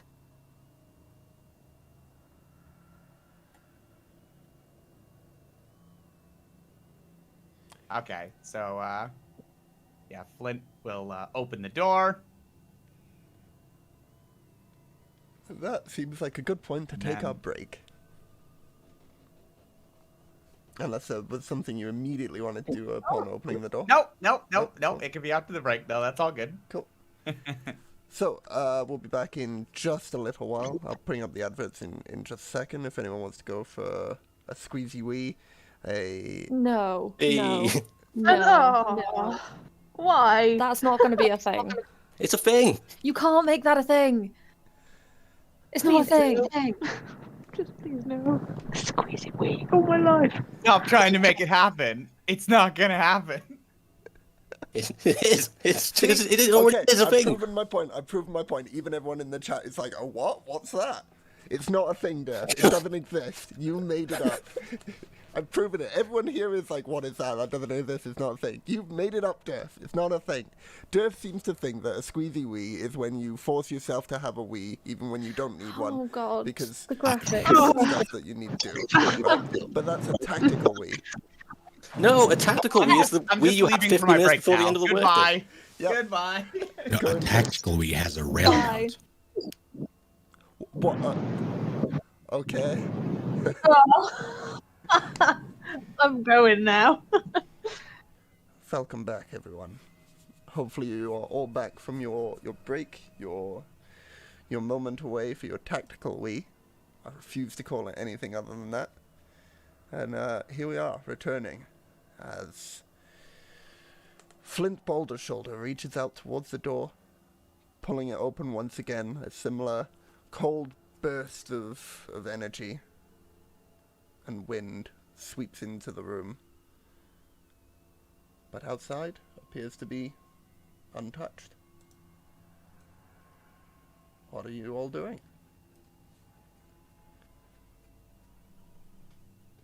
Well, before taking a step out, I'm going to go ahead and disarm the trap that I set right outside. Smart. And I'll put that back in my pack. A wise decision. Then I'll take a step out. If it were me, I'd let Junior go first. Well,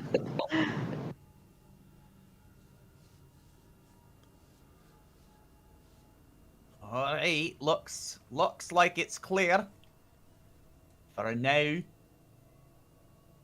Fridge will follow suit.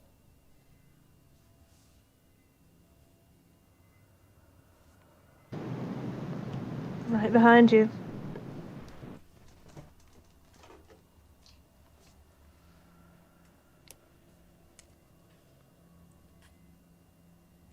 I used 2 of my hit die, by the way, Leo, since mine was just a short rest.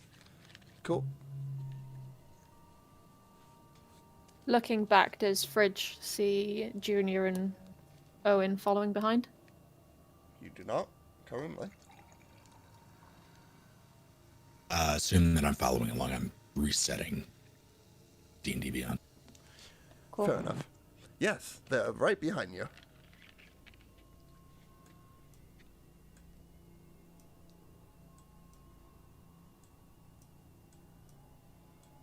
Oh god. God, I can't see. I've also lost where you guys are because I'm controlling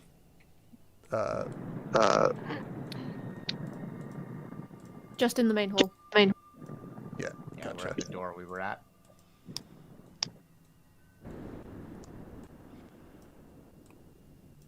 Who can't see right now? The humans. Okay, I'll grab. I guess I'll like lock arms with Fridge, Fridge and Junior and try and lead them to the door. I believe Fridge is okay because they've still got the token from Owen, haven't they? Yes. Yeah. Okay, so just Junior then. Come on, Junior, it's this way. But even still, it's only out to about 5 foot. My Nothing. homunculus has dark vision 60 feet, so I'm just gonna let it lead me. Cool. Let me update the token with that vision for you.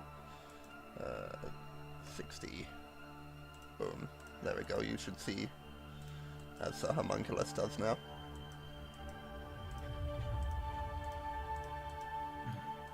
I don't think I do.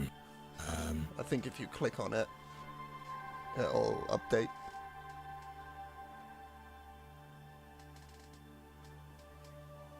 Nope.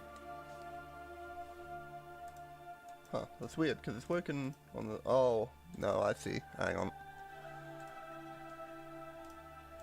Let me... There we go. Oh god, turn it off, turn it off. Turn it off? Now we're good. Alright.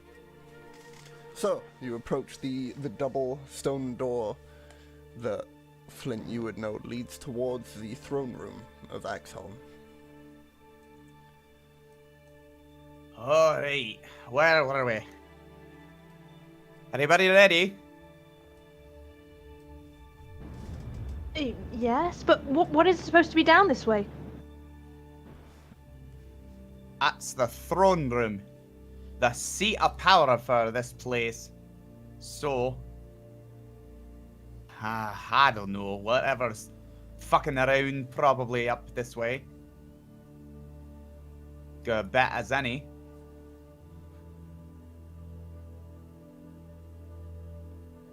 And you want to what?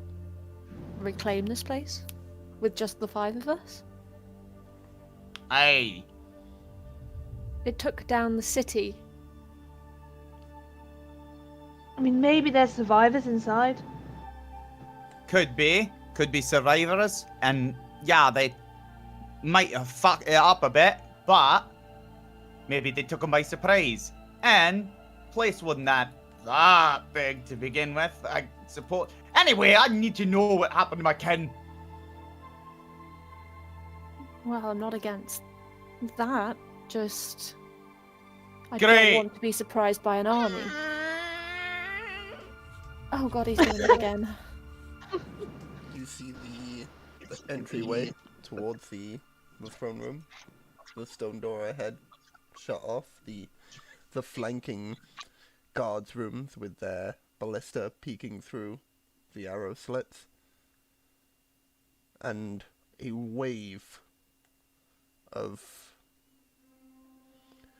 decay in stench form brushes over you all with a similar, even colder energy now. Oh, fuck's sake. Oh, God. But that just, makes Flint even more steely and determined. I feel like Fredge would be retching slightly as they made their way forward. Oh, and you have nothing to say on this? Try not to breathe. Fair one. His jaw is set in a very angry grimace. His teeth are gnashing together. Flint readies his warhammer and all but kicks open the door. Alright, you bastards! The throne room is similarly silent. And ever so colder as you breathe out. The moisture of your breath sort of freezes in the air in front of you. Flint, how many people actually lived here? I mean, this place is deserted by the looks.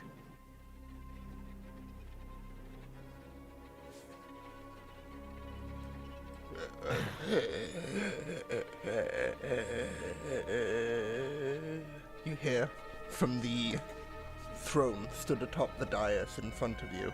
This room itself, getting the description up here. Where is it? There it is. The chamber was once... Nope, that's the wrong one. The stench of death hangs heavy in the air of this dusty, pillared hall, which has a dark, soot-stained fireplace towards the east end, and a deep alcove in the south wall, which contains a dais atop which rests a limestone throne flanked either side by granite statues of dwarven warriors holding battle axes and a hammer. Between the throne and the fireplace is between the throne and the fireplace is a hallway of stairs, leading upwards. So, this direction. But the room itself reeks of this decay smell and is icy cold around you. And again, you hear that. Help me. From behind the throne. Going straight shot across the room to inspect that. Mm-hmm. And you're looking behind the throne? Yep. I need everybody to roll initiative. As you peer around the limestone throne there with its small smattering of dust and blood. Now as you get closer you notice behind it you see a familiar face, but it claws out towards you with its unhinged jaw, and similar to the Ica you saw entering the room and has been around Junior, just drooling from its mouth. As we enter the first phase of combat. There you are, you dumb beast.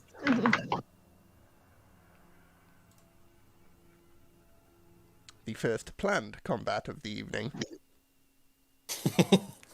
It's like this was supposed to happen in the first 10 minutes. Who knows? I plan it quite open-ended. I quite like the little things that everyone does in between. Nonetheless, let's start with 25 to 20.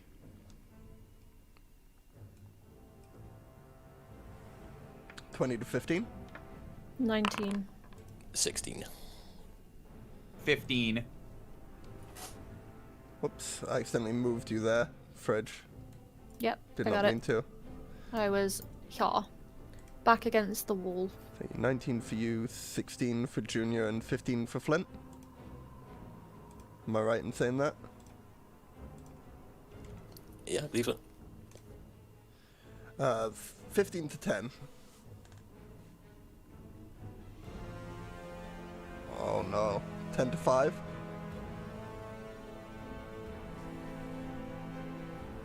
Oh no. 5 Did that to... go through? You got, yeah, Owen got a 6. It's on the Does sheet. your homunculus share your combat? It Yes. does, right? Yeah. Let me pop that in then. 5 to 0. 4. Oof. Alright. So, top of the round, Fridge. Firstly, the surprise, I believe,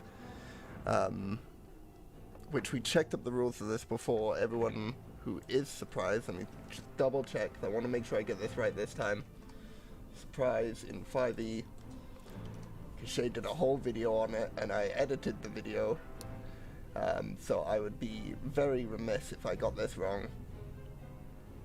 The DM determines who might be surprised. If neither side tries to be stealthy, they automatically notice each other. Otherwise, the DM... Okay, so yeah, you guys were expecting something in here, so I'll say you weren't surprised by this combat then. You were expecting something to happen, plus you did hear the noise coming from the other side of the throne. So, no surprise. Fridge, top of the round, you're up. Fridge is not able to see anything. They've only heard the voice call out to Flint, and Flint heard and saw Flint sprinting into the darkness. So they're going to hold dissonant whispers to release, if needed. Alright. Holding action. Yes, please. After that, Junior, it is tied with you for its initiative, so what is your dexterity modifier? +1. So it will go before you. As it has a +2. So, Flint, as you looked around, it swiped its claw towards you, and this will be now as part of its action. It is making a claw attack against you, which I'll just roll in the house here to save time. That is a 12 against you with its claw. 12? No, does not hit. Misses you, and the smell of decay now, you get the sense that this is the origin of it. Looking at this, it is a face that you recognize, as it is the now prior Castellan of Axeholm. Although you may not have known them personally, you still knew of them. But they are now swiping out towards you with this grey leathery skin that is odd for the dwarves of Axeholm. Oh, what have you done to him, you damn... Oh. I'm low again? Sorry, carry on. You were before. Anyway. Sorry, as in my turn, or that's all I was gonna say? Oh, yeah, your words. Sorry. That's But that is its turn. Junior, you are up. Okay. Junior can't see anything, but he has heard Flint in front of him, so I'm going to cast Dancing Lights. About 10 feet in front of me. All right, let me pop that in right quick. A light. What is the range of light normally? It's 30 feet, right? So that's 5, 10, 15, 20, 25, 30. One there. Any others? You've got 4 you can place, right? Oh yeah. I guess they go around Junior and they're going to follow him around the other 3. Okay, so I'll do that via your character token for the remainder of them. Let me just boop boop. Vision. 30 feet. Dim light around you. There we go. Cool. So that's your action. Any movement? Bonus? Yes, I'm going to walk towards Flint. 5, 10, 15. Oh god! And then draw my swords. And I think that's what I can do. Cool. Fridge. I believe now with the light made available, you can see the monstrosity behind the throne. Are you using that held action? I think you may be muted. I gotta get better at that. Apologies. Yes. It's a wisdom saving throw of 12. Alrighty. Let me do attributes. Wisdom saving throw of 12 with my d20. You know, having obsidian dice is all well and cool, but when they're black dice on a black desk, it makes it very hard to find them sometimes. Wisdom saving throw.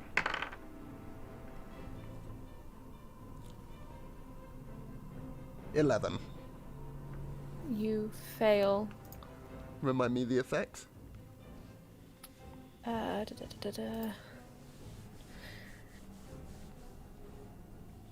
So, whispering, oh god, what is that? I give the creature racking pain. The target makes a wisdom throw on a fail save. It takes psychic damage and must immediately use its reaction if available to move as far away as its speed allows from my character. The creature doesn't move into any obvious danger. Yeah. And the damage? 14. 14. You just rolled that, yeah? Yes. Nice. I can screen share if you want. No, you're fine, you're fine.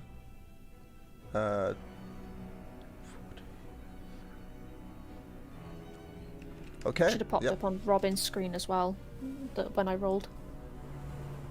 Yeah, no worries. Just making sure. Cool. Okay. So yeah, it looks visibly scared, haunted. It can move 1 square to get further away from you. As part of its reaction. There is nowhere else for it to run, obviously. And yeah, the psychic damage appears to have taken effect on it. As it writhes in pain and scurries frantically away from you. Flint. Well, it's not away from me, so Flint's gonna two-hand his warhammer and look to take the thing's head off with it. Roll for bonk.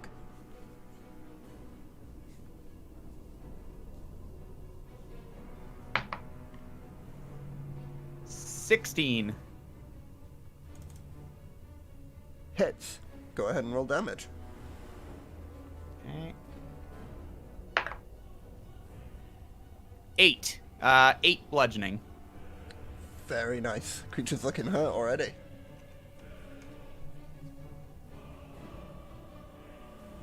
Anything else for your turn?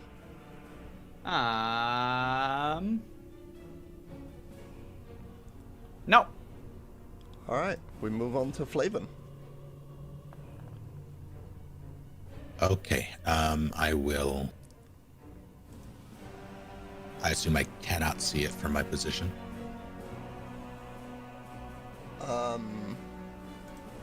Where is your position? Let's see. No, you'd be able to see it because you have the light coming from it. So there's like darkness between you and it, because the light doesn't extend that far, but then there's it, which there is light surrounding it, so you would be able to see it. Okay. How far away am I?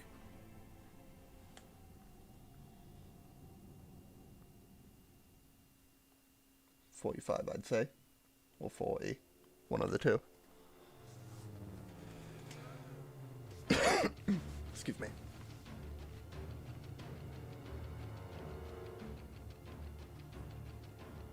Oops. He shuts the door, leaving you all trapped inside. We'll move about there, and both I and my homunculus will blast it. So anyway, I start blasting. Roll for blast.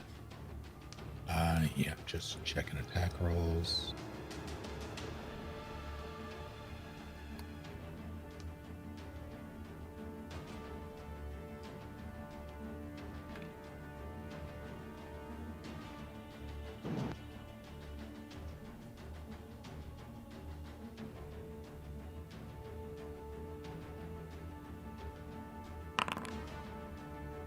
Uh, 15 to hit for the 15 first. hits.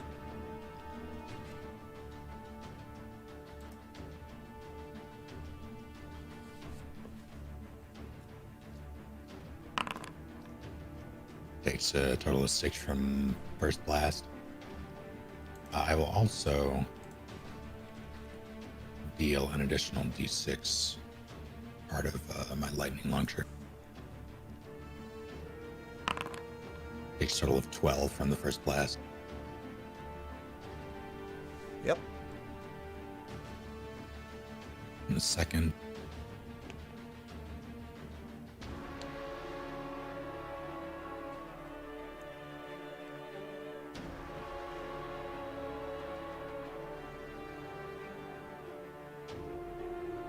Spell attack mod.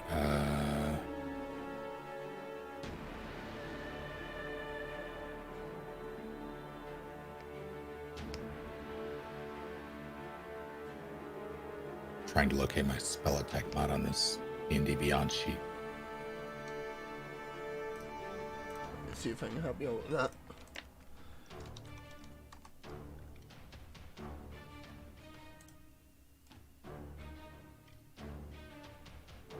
I found it. All right. Cool. Beat me to it.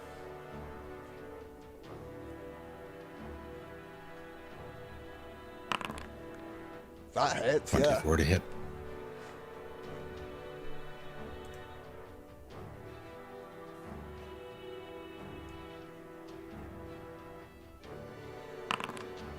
For a total of 3 damage. 3 damage, very nice.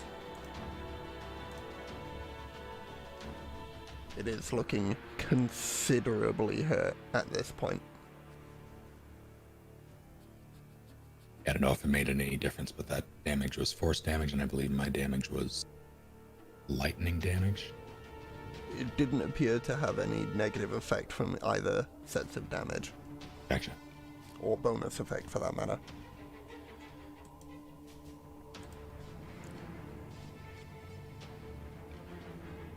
That'll be me.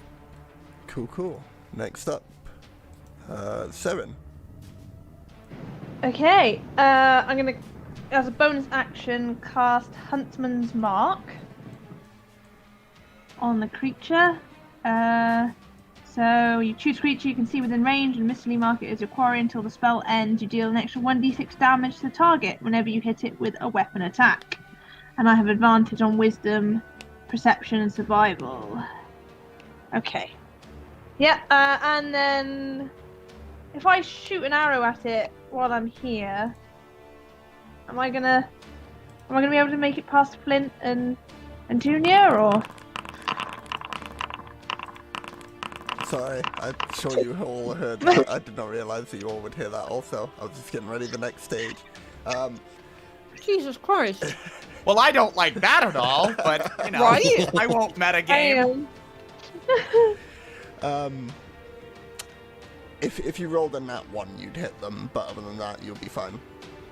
Okay, right. Let's try and hit them then. Ominous rolling sounds. Oh, 19, that's fine. 19? That hits. Go ahead and roll damage.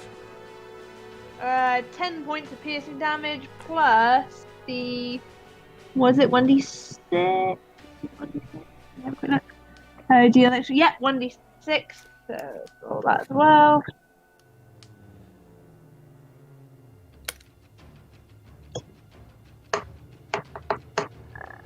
Plus an extra 5. As you fire the arrow off towards the creature, almost with a killer precision, the arrow flies in towards the creature's eye socket, and in its last breath it lets out this nerve-rattling shriek as in its dying breath. I need everyone to make a wisdom saving throw. Oh no. Ugh, I'm bad at this. I got a natural 1! Oh.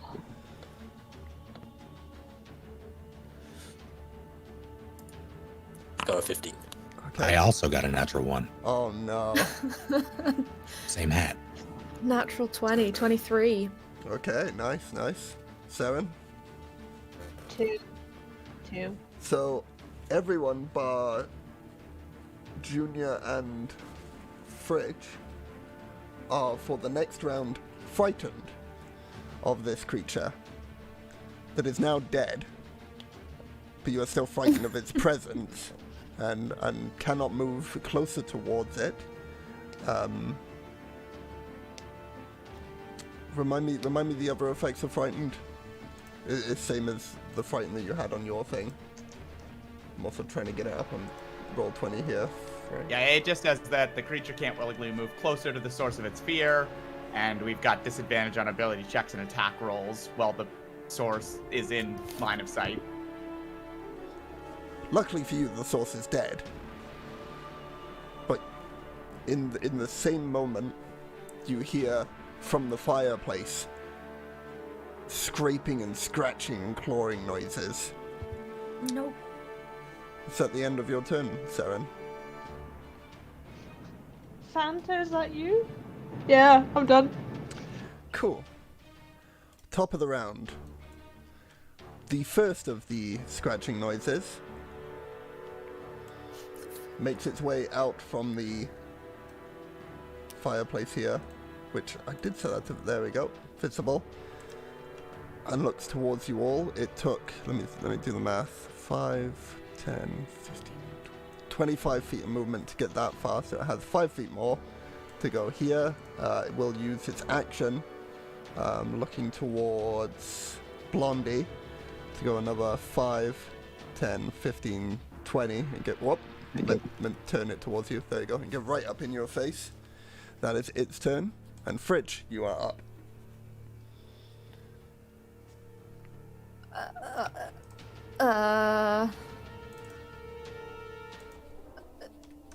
They're going to automatically try and just whack it with their longsword.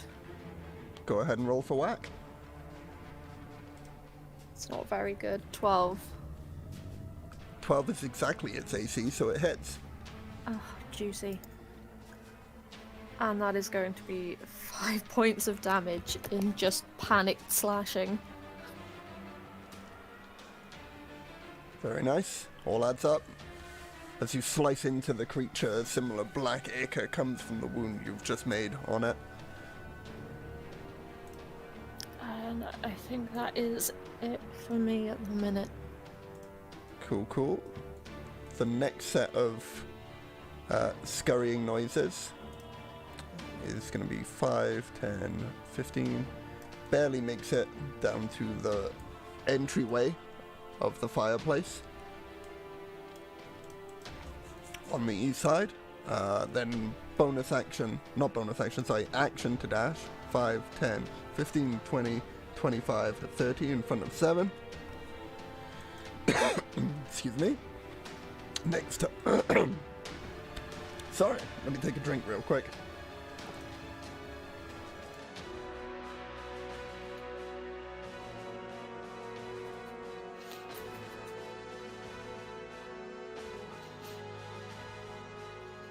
The next turn would have been the Castellan, but you have outright murdered him. Followed by that is the next set of scurrying noises, which... Oh, I realise me clicking the visibility thing there is showing you where they are in the encounter thing, right? I guess it doesn't matter. Now you can see. There we go. 5, 10, and then 15, 20, 25 to get to the bottom of the fireplace. 30 to get there. Action to dash. 5, 10, 15, 20, 25, 30 in front of Flint and Junior. That'll be that one's turn. And Junior, you're up. Okay. Well, I look over at Flint, and even Junior's looking quite, as I said, pale and scared of like the whole shadowy thing, and the fact that his team wrestled him to a bed and tied him up. And he looks over at Flint and goes, "Never thought I'd see that look in your eye, buddy." And then looks over his shoulder, and there's a similar look in his eye. "Oh, fuck!" And then I'm going to swish swash at that one. Alright, roll for swash. Cast a mouthful. 14. 14 hits. I can't find my D8. That's a D10. That's a D8. 8 points of damage. Slashing damage. 8 points of For the slashing. first one. Yeah. Dirty 20. Dirty 20 hits. And 4 points of piercing damage. 4 points of piercing. Very nice. As you slice into this creature once and then a second time, that black ichor. Very familiar to you. But nothing Action seems to surge. happen. Oh, go ahead. Oh, 9. Misses. Swings wide as the creature, now not wanting to get hit a third time, gains a slight, you can see it wince as it gains the intelligence. Oh wait, I can move out of the way, and does so. Right. And that's my 10. Cool. Flint, you're up.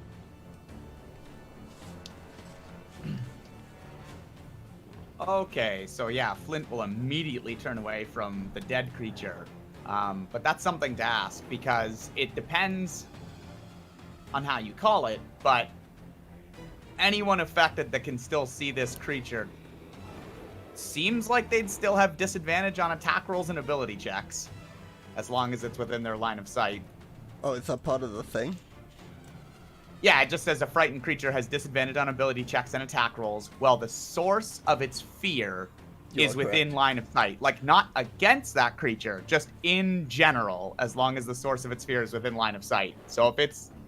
But Correct. it's dead, so I don't know how you want to rule that. Like, if it was a thing that it let out as it died, and we're just, you know, frightened of it or of its corpse or whatever wholesale, then we would still be receiving those Yes. disadvantages. I will say that because it was a blunder on my half, this first round will ignore that, but then the second round will do the effects of the frighten then. Because 2 people have already gone without having a roll disadvantage, I wouldn't want to then impose it on everyone else, just because you pointed it out. So this first round, the fear is like setting in, and the next round it's fully set in, and then you'll have the disadvantage for a round. Okay, makes sense.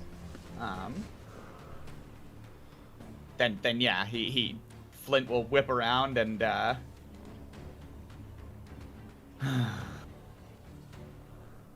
oh, it's not enough that what? That I gotta see me dead king right there. Do the rest of these creatures look like bastardizations of my kindred? They do. Oh, they all do. Oh, well, in that case, that just gets me right furious. Of course, you know what's coming. Yes, but I wonder Flint which takes one. a nap. Yeah. Oh, I'm so angry. He sits down on the throne and just... Yeah, so, okay, so I'm entering the rage there. And I guess I gotta roll this guy. Fireball centered on oneself. I'm just so mad.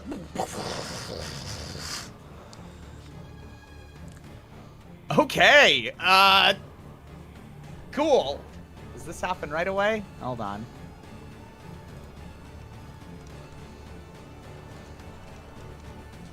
Apologies, I'm just not clear because this is only the second time I've used it. If this happens right away and then on my bonus action every time, or I believe it happens immediately because it says again on each when of your you turns it's a enter bonus your action. range, roll the thing and determine the effect. So Cool. it is Okay, immediate, so and then again. yeah, Which number did you get? 8. So a bolt of light is going to erupt from my chest and Someone's and been hit the copying creature. Flavin. Yeah, try and hit the creature in front of me, I guess. Constitution saving throw.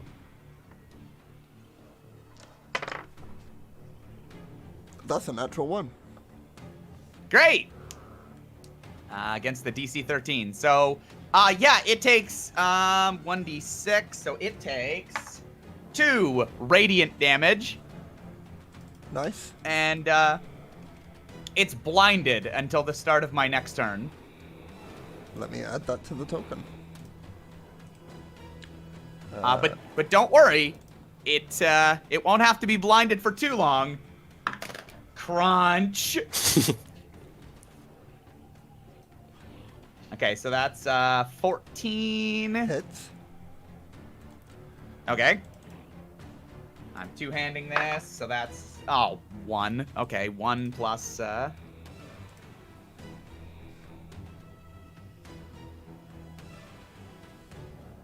Oh, okay. 5 bludgeoning damage.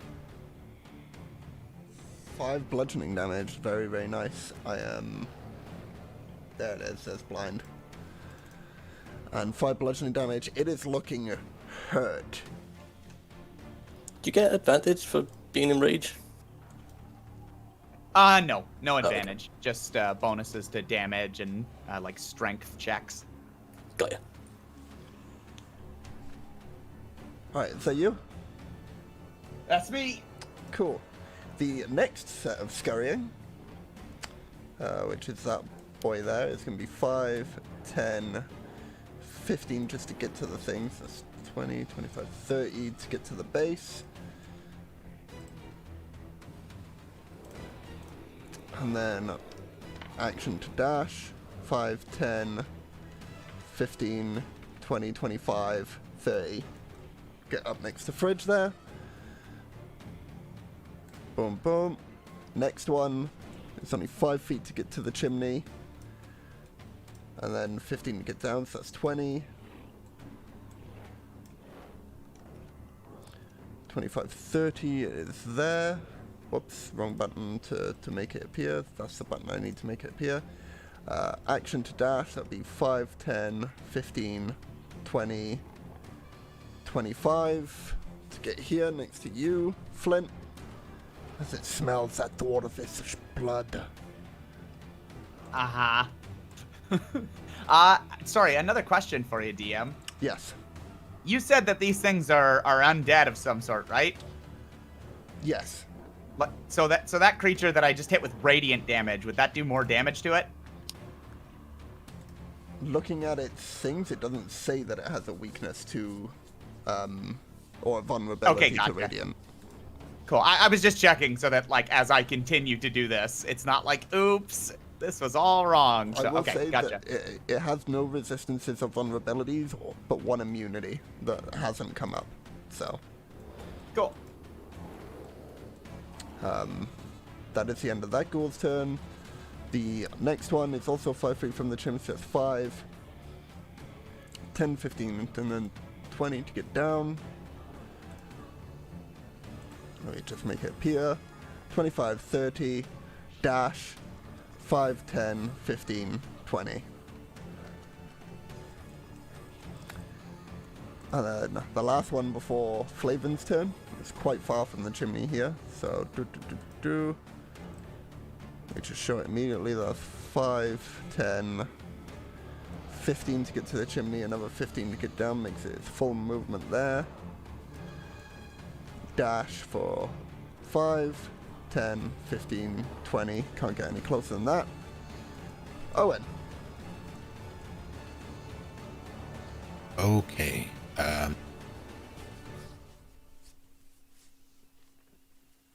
Can you see that radius? Oh no. Yes, I can, but also, oh no. Well, that's not quite.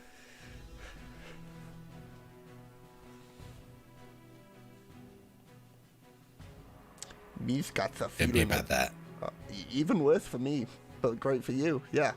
Okay. It's just fairy fire. Okay, remind me the effects of that. DC 13 dex save. If failed, they are lit up in, I'm going to choose a violet light this time. And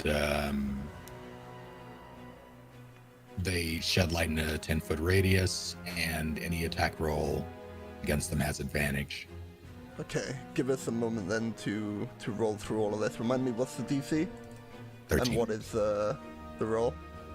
dex. 13 dex, right? Okay. So I'll roll bottom to top, left to right. The first one is a 16, so he succeeds. Next one up. Natural 1, he fails. Let me just mark him briefly with a radioactive symbol so I remember to add the light in just a moment. Next one up is 13. What's the plus? 13 flat. Yes. So that succeeds, right? Yep. Okay. Next one across is another natural 1. Wonderful. Let me mark him. And then the last one inside the area is a 16. Okay. So let me just... and how far was the radius on the light? A 10-foot radius. 10-foot radius. Let me do.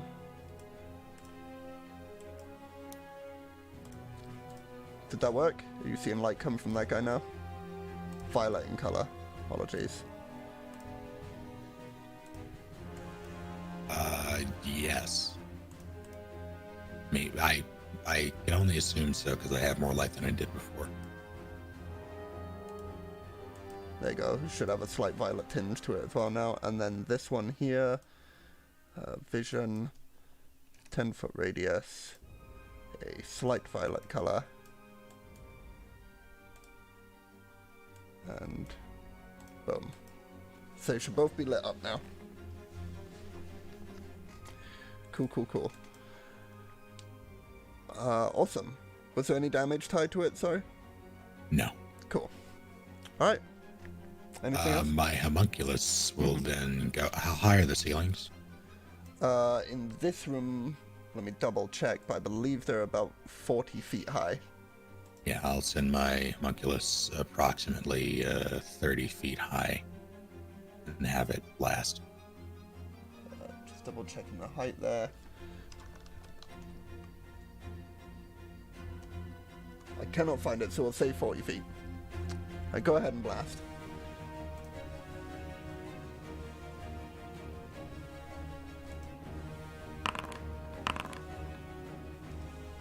This is on the one closest to Frigg. This one, correct? Yeah. Cool. Does a 13 hit? 13 does hit. 3 damage. 3 points of damage. Very nice.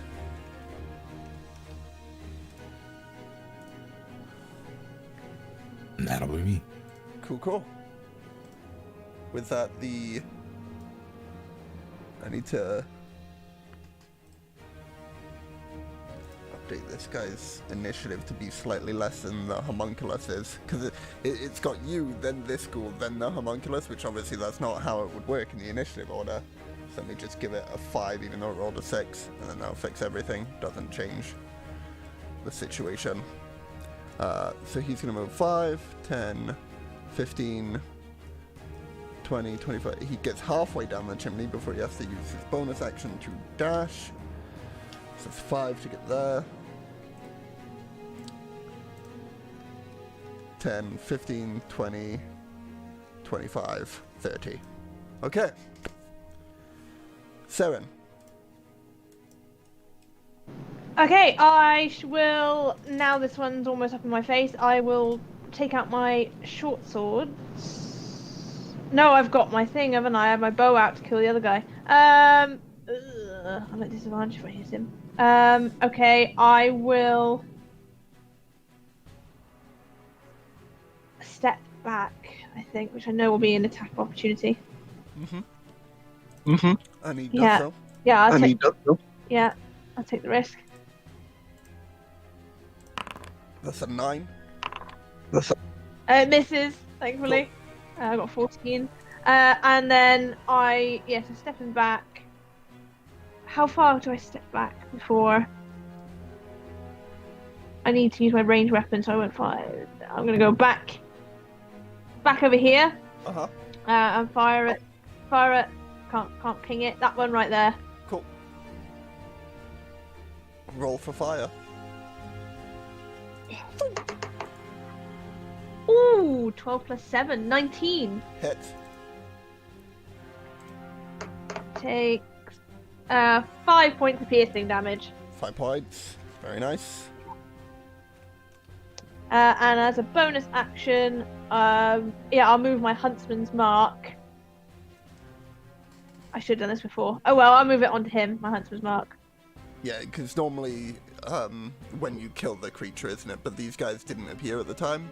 But because they came down like simultaneously, I'll allow. Yeah, so this guy here, same guy you just hit, right? Yes.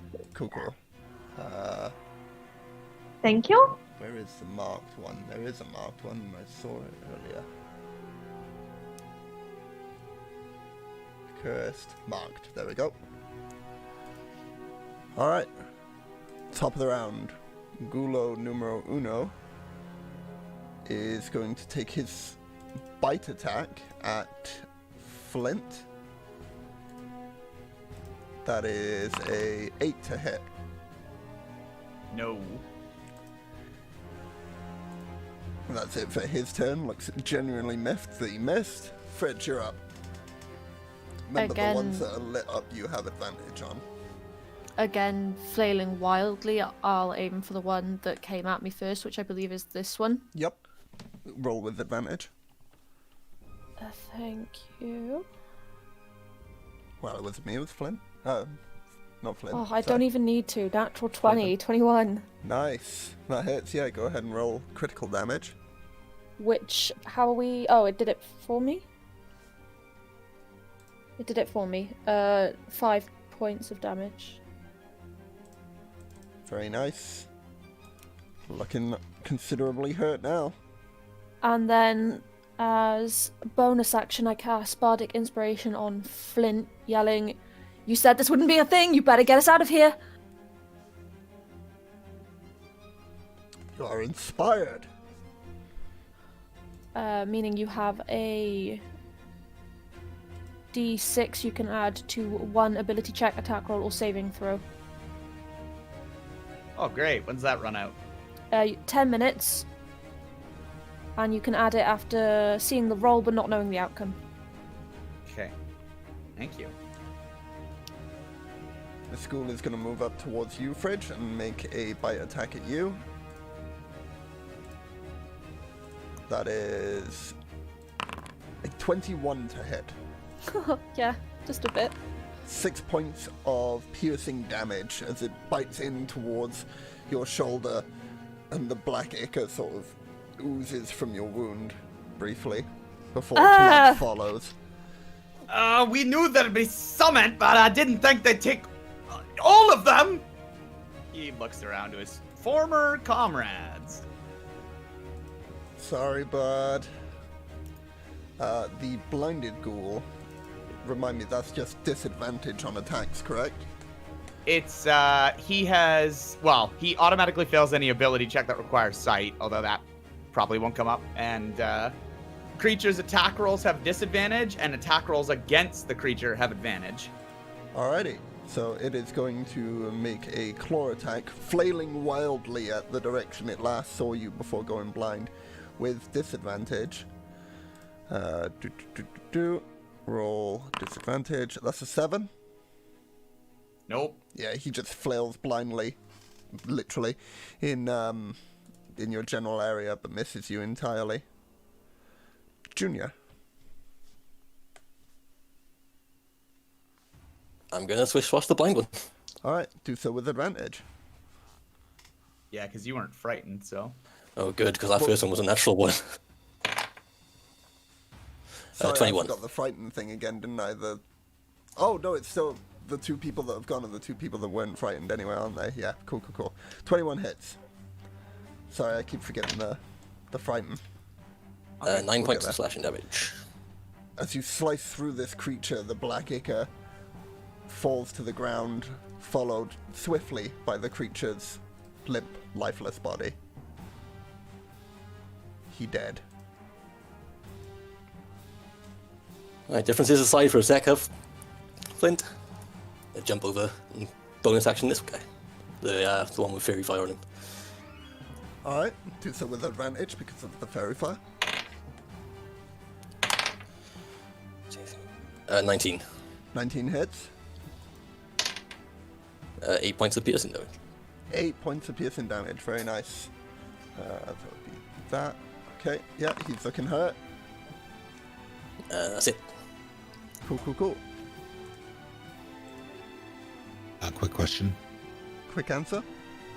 Does 11 beat the fear DC? Because the homunculus didn't roll, and it's not immune to fear.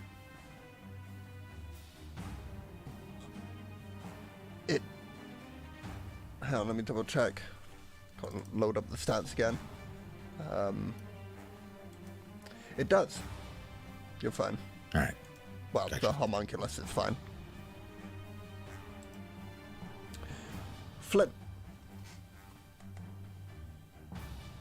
Okay. I'm gonna do another god lance out of my chest at let's go for this one. Fridge is they're looking a little surrounded. Alrighty. And that's wisdom save, right? Or con? Constitution. 4. Okay, perfect. That's what I want to see. So then it will take 4 points of radiant damage Very nice. and is blinded. Oh damn. Man, this is interesting.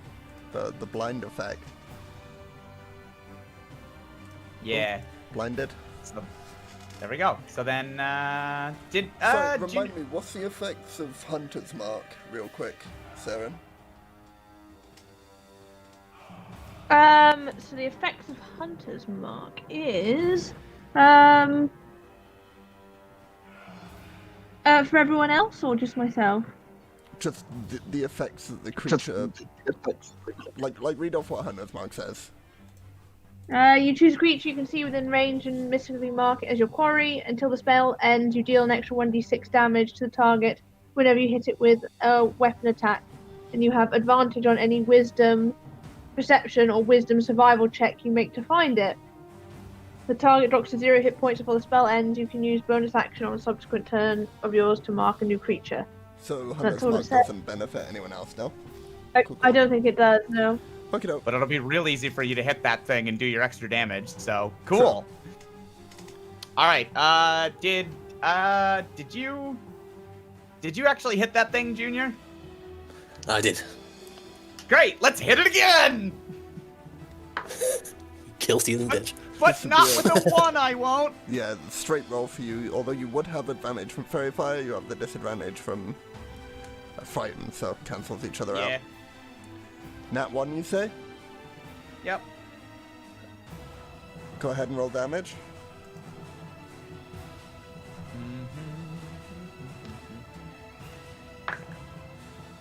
Oh, good. 1 plus 4, 5. 5 bludgeoning. Junior, take 5 points of bludgeoning damage. As in the back of the nape, you receive a swift blow from a warhammer. Flint, I said differences aside. I know, lad. I guess I just, he takes a I don't know, a nervous look back at the creature behind him, dead on the floor. Sorry, remind me, you were raging. Does rage not stop you from being frightened? Oh, does it? So I've never played a barbarian before. Let me check real quick. TNT 5e rage. I'm sure it might just be. I don't think so. barbarian No, rages do. not in the. Maybe there are other class features that turn on for barbarian at some point, but for now it just looks like advantage on strength checks and saving throws, not attacks. +2 melee damage. Sorry, Junior.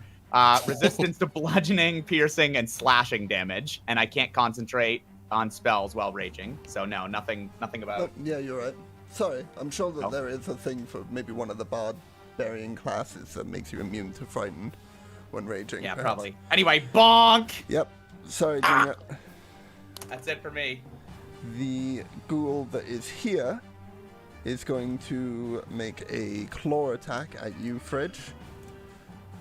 That is going to be a 10 to hit. Miss. God, these ghouls fucking suck, man. Good. Alright, fair enough. Which one's up next? The one here is going to make a claw attack at Junior, following in Flint's footsteps, with an 11. Nope. The one here is going to go for a claw attack also on Flint for this one. That's a 14. Nope. No. Okay, never mind. I'll delete that roll. Tanky boys on the front line. Yeah. Yeah, that's right. Damn. Darn tootin' shame. This one here is going to move 5, 10, 15, 20, and make an attack on Junior with... Let's go for a bite for this one. Attack. 4. God damn. Doesn't suppose that hits, does it? Yeah. Not quite. Shame. Owen, you are up. Ah, sorry, 1 sec. Leo, 14 was yours? Yes.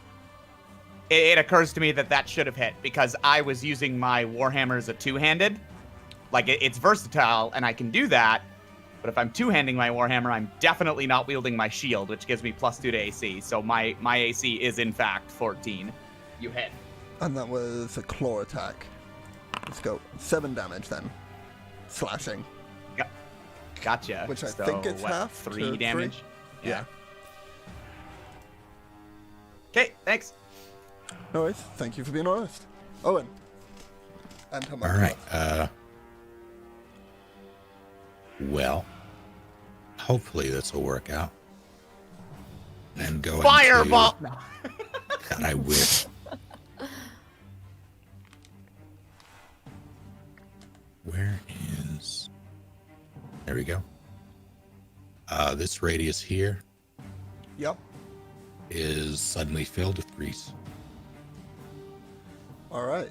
Can you leave that radius up for me so that I remember the area? You got it. DC 13 deck save again. Is it when they move or immediately? If they're in it when it happens, immediately. Okay. We'll go bottom left, top left, and then bottom right, top right. DC 13 dex. That's a 19 on the dice for the bottom left. Top left is a natural 1, so he goes prone, I believe. Is that how that works, yeah? Yes. Cool. Look at all the status effects on that one unfortunate ghoul. Bottom right.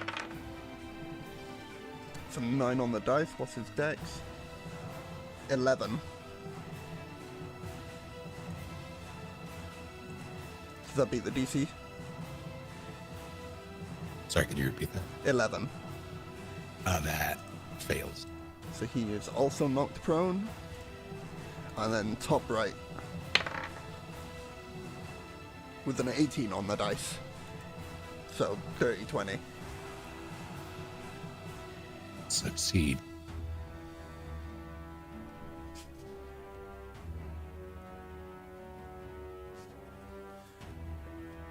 And the homunculus?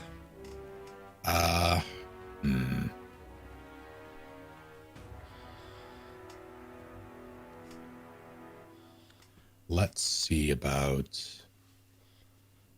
Which of these look the most wounded? The one in the top right of the grease area. Which, fortunately for you, you have advantage on attacks on.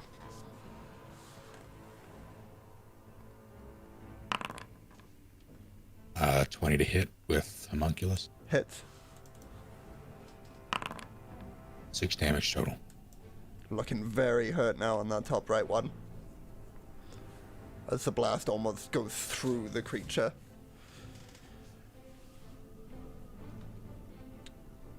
And that'll be me.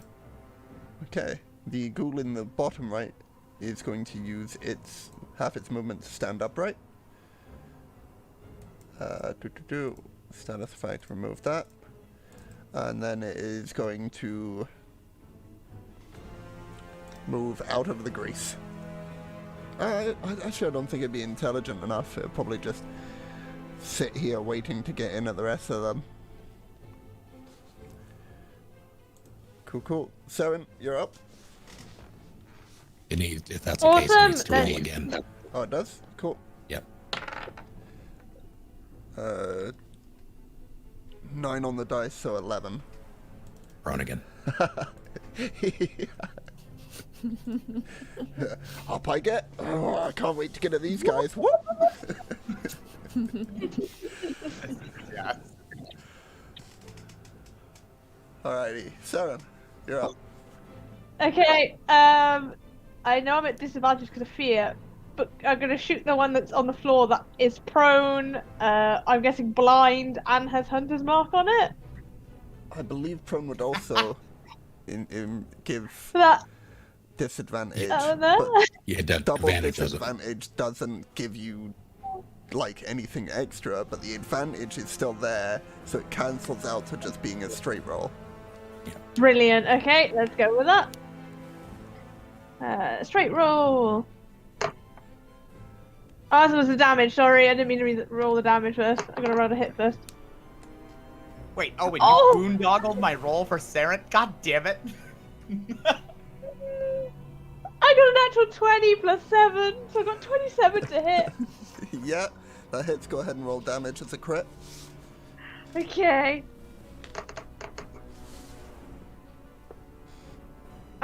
13 points of piercing damage, and then it takes 1d6 because of the Huntsman's Mark. Which is a 5. This poor creature, marked, blinded, flailing on the ground in grease, just gets shot straight through where its heart would be, and goes from flailing on the ground in grease to just being led in a pile of grease, motionless. Would you like to move your hunter's mark to another creature? Yes, please. Let's go for the only one that hasn't got a little marker on it, which is that one there. Alrighty. Please. Yep. And that one my turn. Very good. Alrighty. The top right ghoul here is going to take its bite attack on Fridge. 11 to hit. Miss. God damn, man. These high My armor AC class is- heroes, man. It's not even high, it's 12. Well, it's higher than these ghouls can hit. You're up. Atashi. Okay, cool. Hi. Yeah, I'm gonna flail at the one that just tried to bite me again. With advantage, because not frightened. Please and thank you. Yeah. That is not very good. Second roll is even worse. Okay, so it's 11 to hit. Misses. Quick question. Quick answer. Which one just attacked her? Which one just went? The Fairy fire one. that is fairy fired. Then it needs to make a DC 13 dex save. Oh, because of the If- grease. Yeah, if they are in the grease when they end their turn, or they enter it at all, like from outside of it, they need to make the save. He didn't enter it, and it's not the end of his turn. It is, Oh, because it I'm is, yeah, going. because it's Fridge's. Yeah. Yeah, sorry. You're right. That's a 3, so he's prone. Which now... doesn't affect my roll anyway. It If gives it's you already well, yeah. get advantage for the fairy fire. It's funny though. Yeah, Sure it is is. funny. Yeah.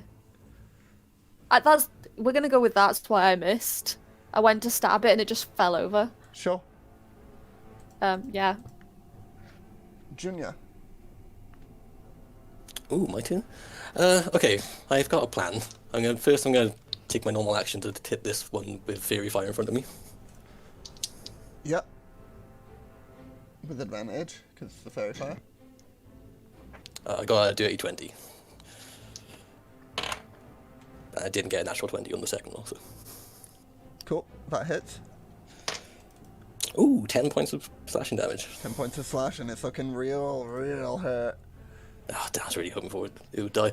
Okay, well, I'm going to do my plan anyway. I can see the grease on the floor, right? Yes. Can I use my bonus action, slam my sword into where the grease is and try and create sparks that will set the grease on fire? Let me check the grease spell real quick. Just to see...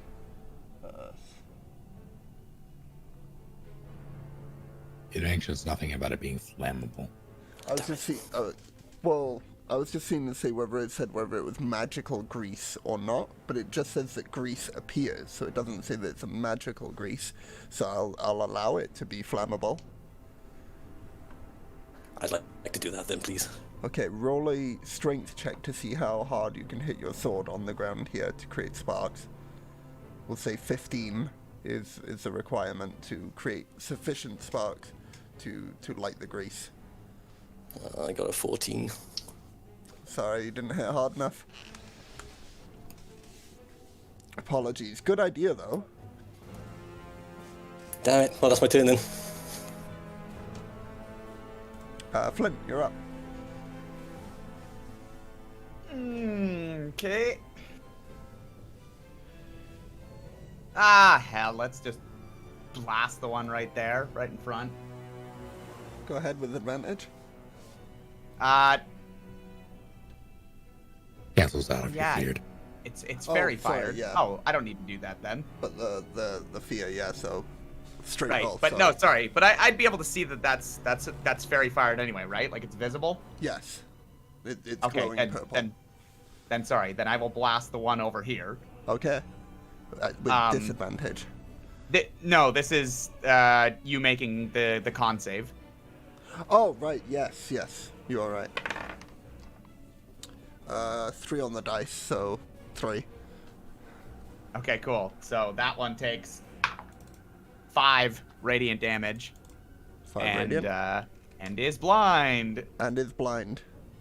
Damn, man, you got real lucky with this one. Yeah, it's great. Everything almost has an advantage imposed against it now. I'm gonna try and get away from the oogity boogity sack of meat behind me. Okay. So I'm just gonna basically come around the corner. So I guess I'm gonna go here, or rather, can you squeeze by creatures? I believe you cannot. Oh, you can't. Okay. A dead creature, certainly, like, you could stand You over their can, corpse, yeah, but, yeah. like, something I that's just didn't there know would- if alive creatures in 5e had like a you know how you can like acrobatics in 3.5 to get around them. There's nothing Tumble like that checks. in 5e. Is Yeah, there? there's no tumble check. Yeah. Oh yes, tumble. Yeah. So okay, then if I can't get around him, I will get through him. Roll for bonk.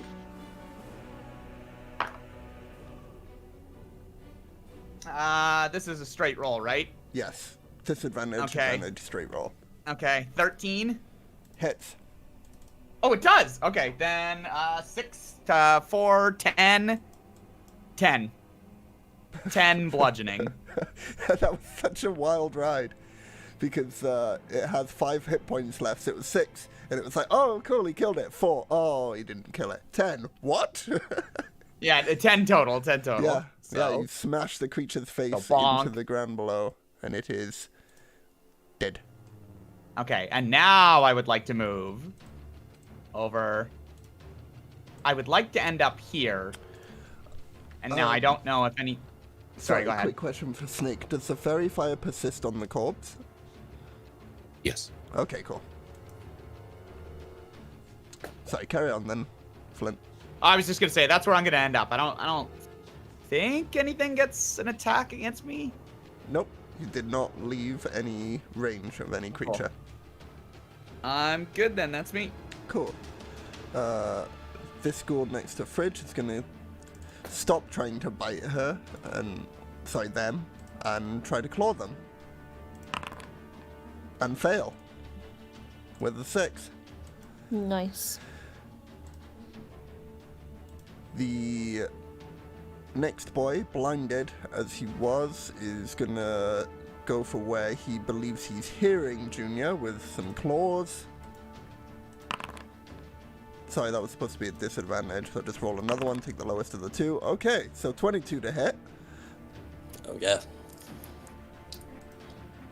I rolled a 19 and then an 18. So, Damn.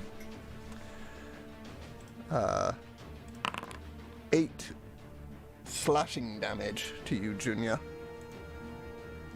Ow. Didn't like my fire plan. Apparently not. This one is going to... I'm gonna roll to see which one I use it's gonna go for. It's my D4. There it is. So on the 1 it will go for Seren, 2 Junior, 3 Fridge, 4 Flynn. 1. It's coming for you, Seren. So Flint and Junior. If you attack of opportunity. Alright. Kill it. Oh, I got a 6. 12. Hits for the 12. The 6 does not. Hit some 12. Damn, these creatures got nothing. I'm They've got happy 12. for it. Yeah, I'm happy. Okay, so then 8 bludgeoning. Jesus. Yeah. Very nice. And then Fridge, if you would like to pick your attack of opportunity. Yes, please. Ooh, tasty. 19. Hits.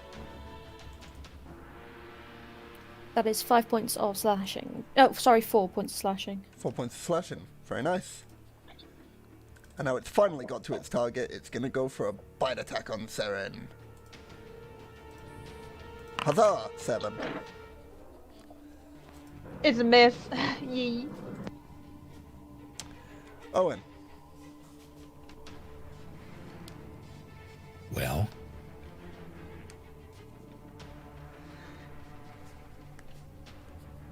Is there anyone who's not? I'll target. Well, that one's dead. But I do get advantage on the blind one down there. Correct. Now I'll blast it. Roll for blast. That was a good thinking on the grease there, Magic Man, but what are you gonna do now? Oh, here he comes! Does a 12 hit? 12 hits. That was with advantage, right? Yeah? I'm still feared. Oh, correct. Yeah.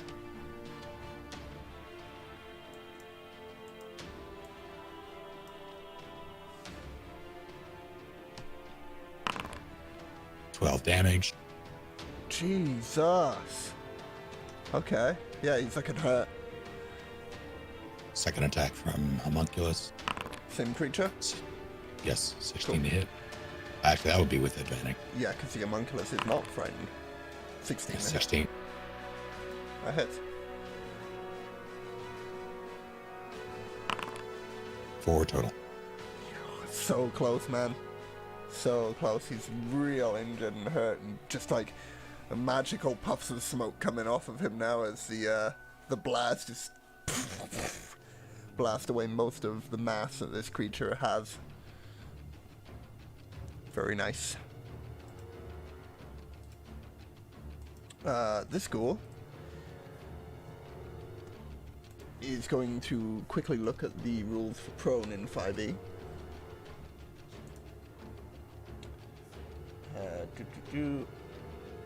Before descending one is...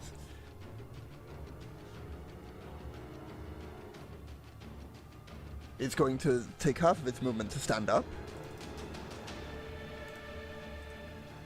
knowing that it would have disadvantage, would it not?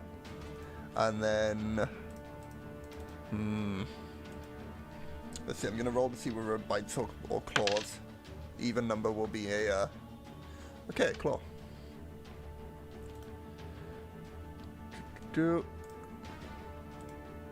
That is an 8. I don't think it matters whether they claw or bite at this point, and then he'll end his turn there, rolling a 2 on the dex save. Swoop! Straight back down. Saren. Oh, there's a bit like fun over there. Right, I'm gonna bonus action. Is it a bonus action? Hang on 2 seconds. Just thinking about this. Yeah, bonus action, Hail of Thorns on my arrow. Then I'm about to fire at that one right there. Remind me, do you have disadvantage if there is a creature in melee of you, or if the creature you're targeting is melee on you for ranged attacks? I'm not sure. I know I definitely have Fire, disadvantage right? if I try to attack him with it.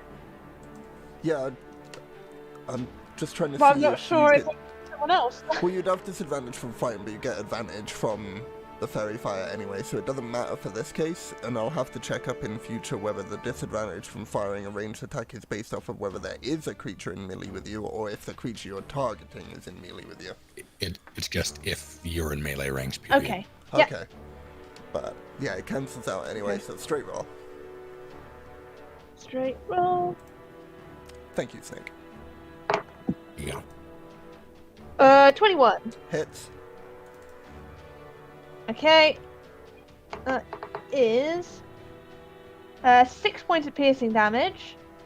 And then because that has Hail of Thorns, can they make a dexterity saving throw, please? And every creature that's in a 5-foot radius of it. Well, he can't, because he's dead, so he automatically fails. But every creature in a 5-foot, you said? Yeah. Okay. So I'll start with the one at the bottom, closest to Flint. Dexterity save, that is an 11. Okay, they fail. Do you get disadvantage on saving throws while prone?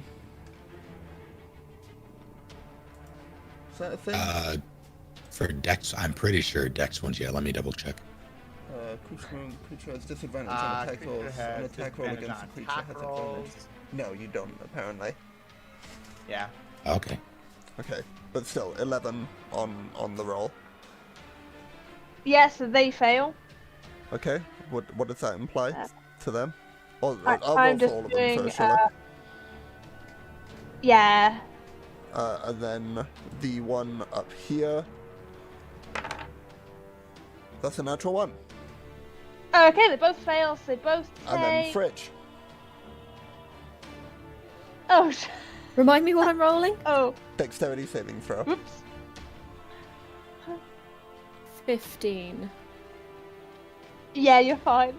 Okay, cool. Like, At disadvantage. You take half damage. Oh, at disadvantage, apologies. Oh no, you're not frightened. You're not frightened, are you? No. So, No, I'm not frightened. Sorry, yeah. Never mind then. Okay, so the two take, the two undead creatures take 8 piercing damage? Very nice. Yeah, 8 piercing damage. Fridge, you take 4, sorry. Okay. Very good. Sorry, I keep forgetting that you're not frightened there, Fridge. It's okay. Anything else, Saren? I think that's all. Thank you. Fridge. I'm gonna whack the one directly in front of me, please. And just try and get This one them here? the frick away from me. That's 11 to hit. Misses. Okay then. About time. That it wasn't just Yeah. missing. Yeah. Yeah, I don't think I can move out the way or anything, so that will be it for me. Alrighty. No bonus action?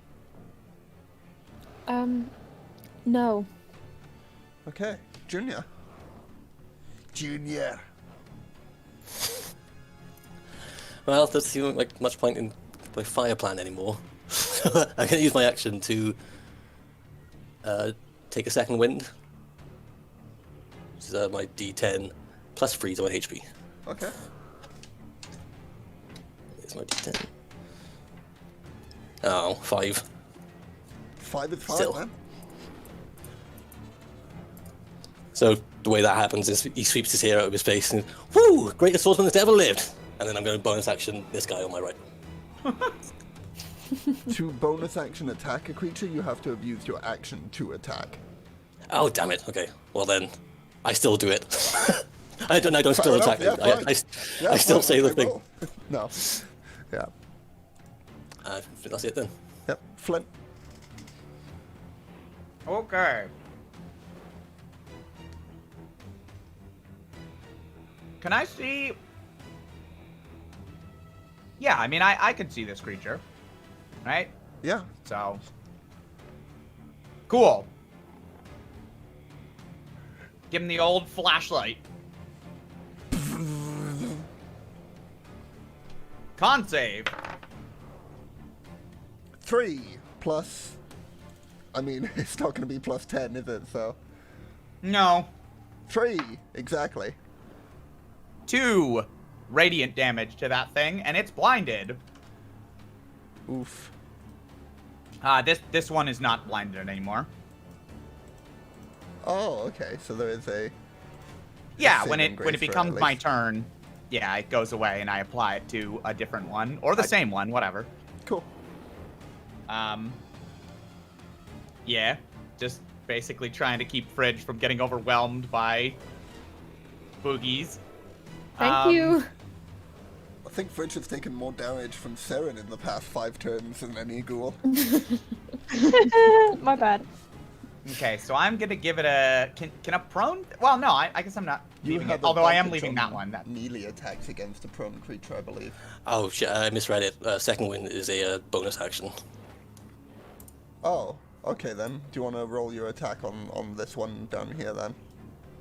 Which would have been at advantage because it would have still been blinded, but would have been disadvantage. So straight roll. Oh, natural 20. Okay. Roll oh, damage. good. There you go. Kill it, Junior. Then it won't AOO me. What is the lowest you could possibly roll? 2, right? Because if you rolled a 1 on the dice, you still. Yeah, like, yeah. It's dead. It had 2 hits. Oh, okay. Awesome. There we go. So the blind actually ended up working out pretty well. Oh, fine bit of work. And then chest X-ray, and then that's where we're Yeah. at. No attack of opportunity against me because it's dead, and I would like to squash the thing on the ground. Yes, an attack roll against a creature has advantage if the attacker is within 5 feet of a creature. So you straight roll from the. Oh, you don't am have I line of still sight anymore, actually. Of Yeah, I the was thing hoping that's for that. frightening you. So this would actually be an advantage. Great. Oh, ha! Well, natural 20 on the first roll anyway. All right, cool. Yep, roll for bonk. Damage. Sorry, I think this is like my first crit of this camp. Which one were we doing? Is it the Double dice. dice? Double dice? Okay. Oh my god. It is 20 bludgeoning damage. Holy shit, that is nearly. Oh, barbarians are so great when they crit! It's almost the entire creature's max HP. Very nice. Is that you done? Mm-hmm. The blinded ghoul does not realize how fucked he is right now. And I really want one of these bites to hit, so I'm going to go bite on Fridge. Thank you. At disadvantage. 4. That obviously does not hit, I'm afraid. Yeah, that's fine. And then the only other ghoul that still remains is also going to go for a bite on Seren. He doesn't have to do disadvantage though, so that's always a godsend, you know, maybe. 15! 15! 15? Yeah, that hit. Hey, sorry, I'm so sorry. 8 damage, piercing. Oh, you sound so happy. Cool. And Owen, plus homunculus. Hi, I would like the ghoul that just bit Saren to make a DC 13 con save, please. As frost appears around it. 9. All right. It takes 5 cold damage, and it also now has disadvantage on the next attack roll it makes. I will use this symbol to remind me of that. Cool. Homunculus. And also, yes. That's a natural 1. Roll the attack again. I'm going to roll a d4 to see which one of your friends the homunculus hits. 19. On Junior. Oh, Why do you all hate me? 4 damage. Well, Does 19 actually beat Junior's AC? Oh yeah. Even with shield? I can't cast shield because I got my 2 swords out. Oh. I need a hand free. Well, take 4 points of radiant, was it? Force damage. Force damage. That's what I get for showing off. oh, look at this guy over here with You, like, force damage. you- Hell yeah. Flick your hair in the wind and then suddenly get forced in that direction by the homunculus blast. Like, don't show off. Starting to think this is on purpose. Yeah, he's been hit by Flint and the homunculus. Oh, okay. Saren, you're up. Ooh, okay. Everything out of range is, well, dead. And I can't hit this one in front of me because he's okay. Well, that's out of range. Panicked. That's out of range. Can I? Ooh, I always think because they're there. Yeah, why not? Let's hit that one instead. Say he was trying to put weapons away and getting weapons back out. Straight roll. So straight roll. An 11 to hit. Misses. Just miss. Straight past. The shot was a bit difficult because, as you said, creatures in the way that you didn't want to hit. So you took a little extra care in the shot, and that made you flinch for a moment. Ooh, okay. I will just move to there because I'll still be in range of him. Yeah, no, that'll end my go, I think. Yeah, I haven't got much else I can do. Fridge.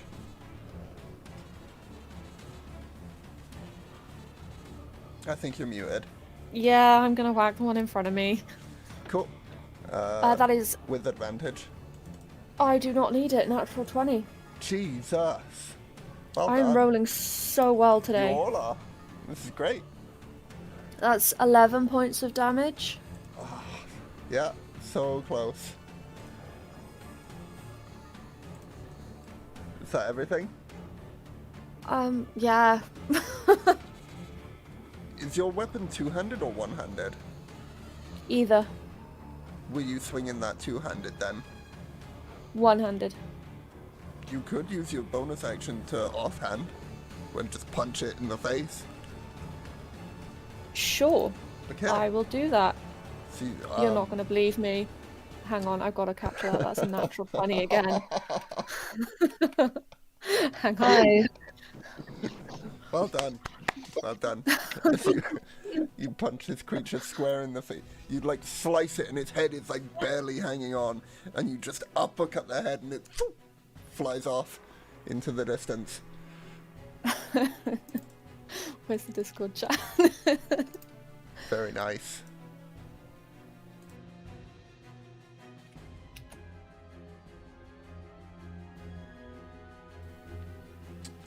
Alrighty.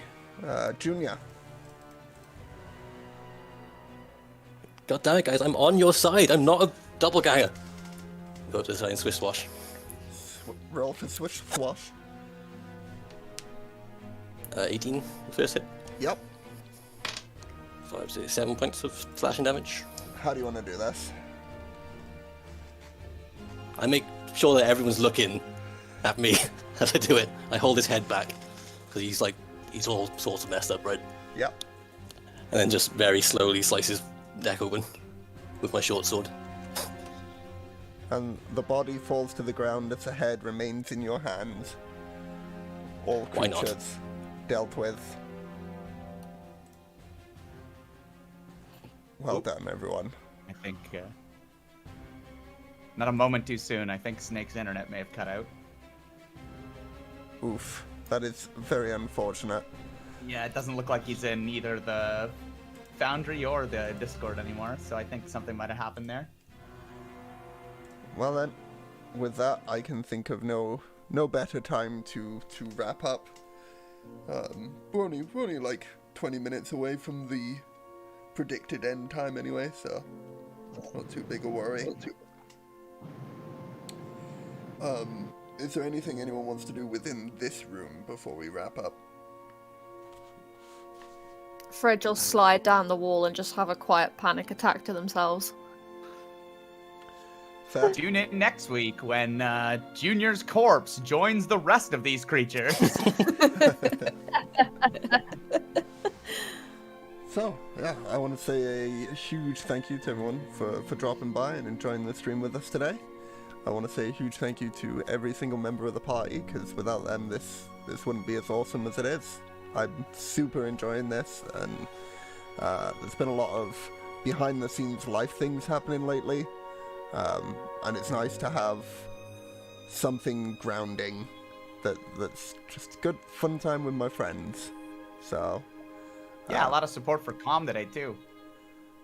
support for for Calm. I thought you said Con. I was like, really? Did we have Constitution saving throw support? I didn't see it. No, for the Yeah, it was huge, the number of bits and subs. Thank you to everyone who threw in that. And oh yeah, I see what you mean now. Someone also, let me get that up on the where is it, fundraiser page, so I can see who did the nice wonderful thing, which I am super grateful for. Every little bit that helps towards this cause is a blessing for me.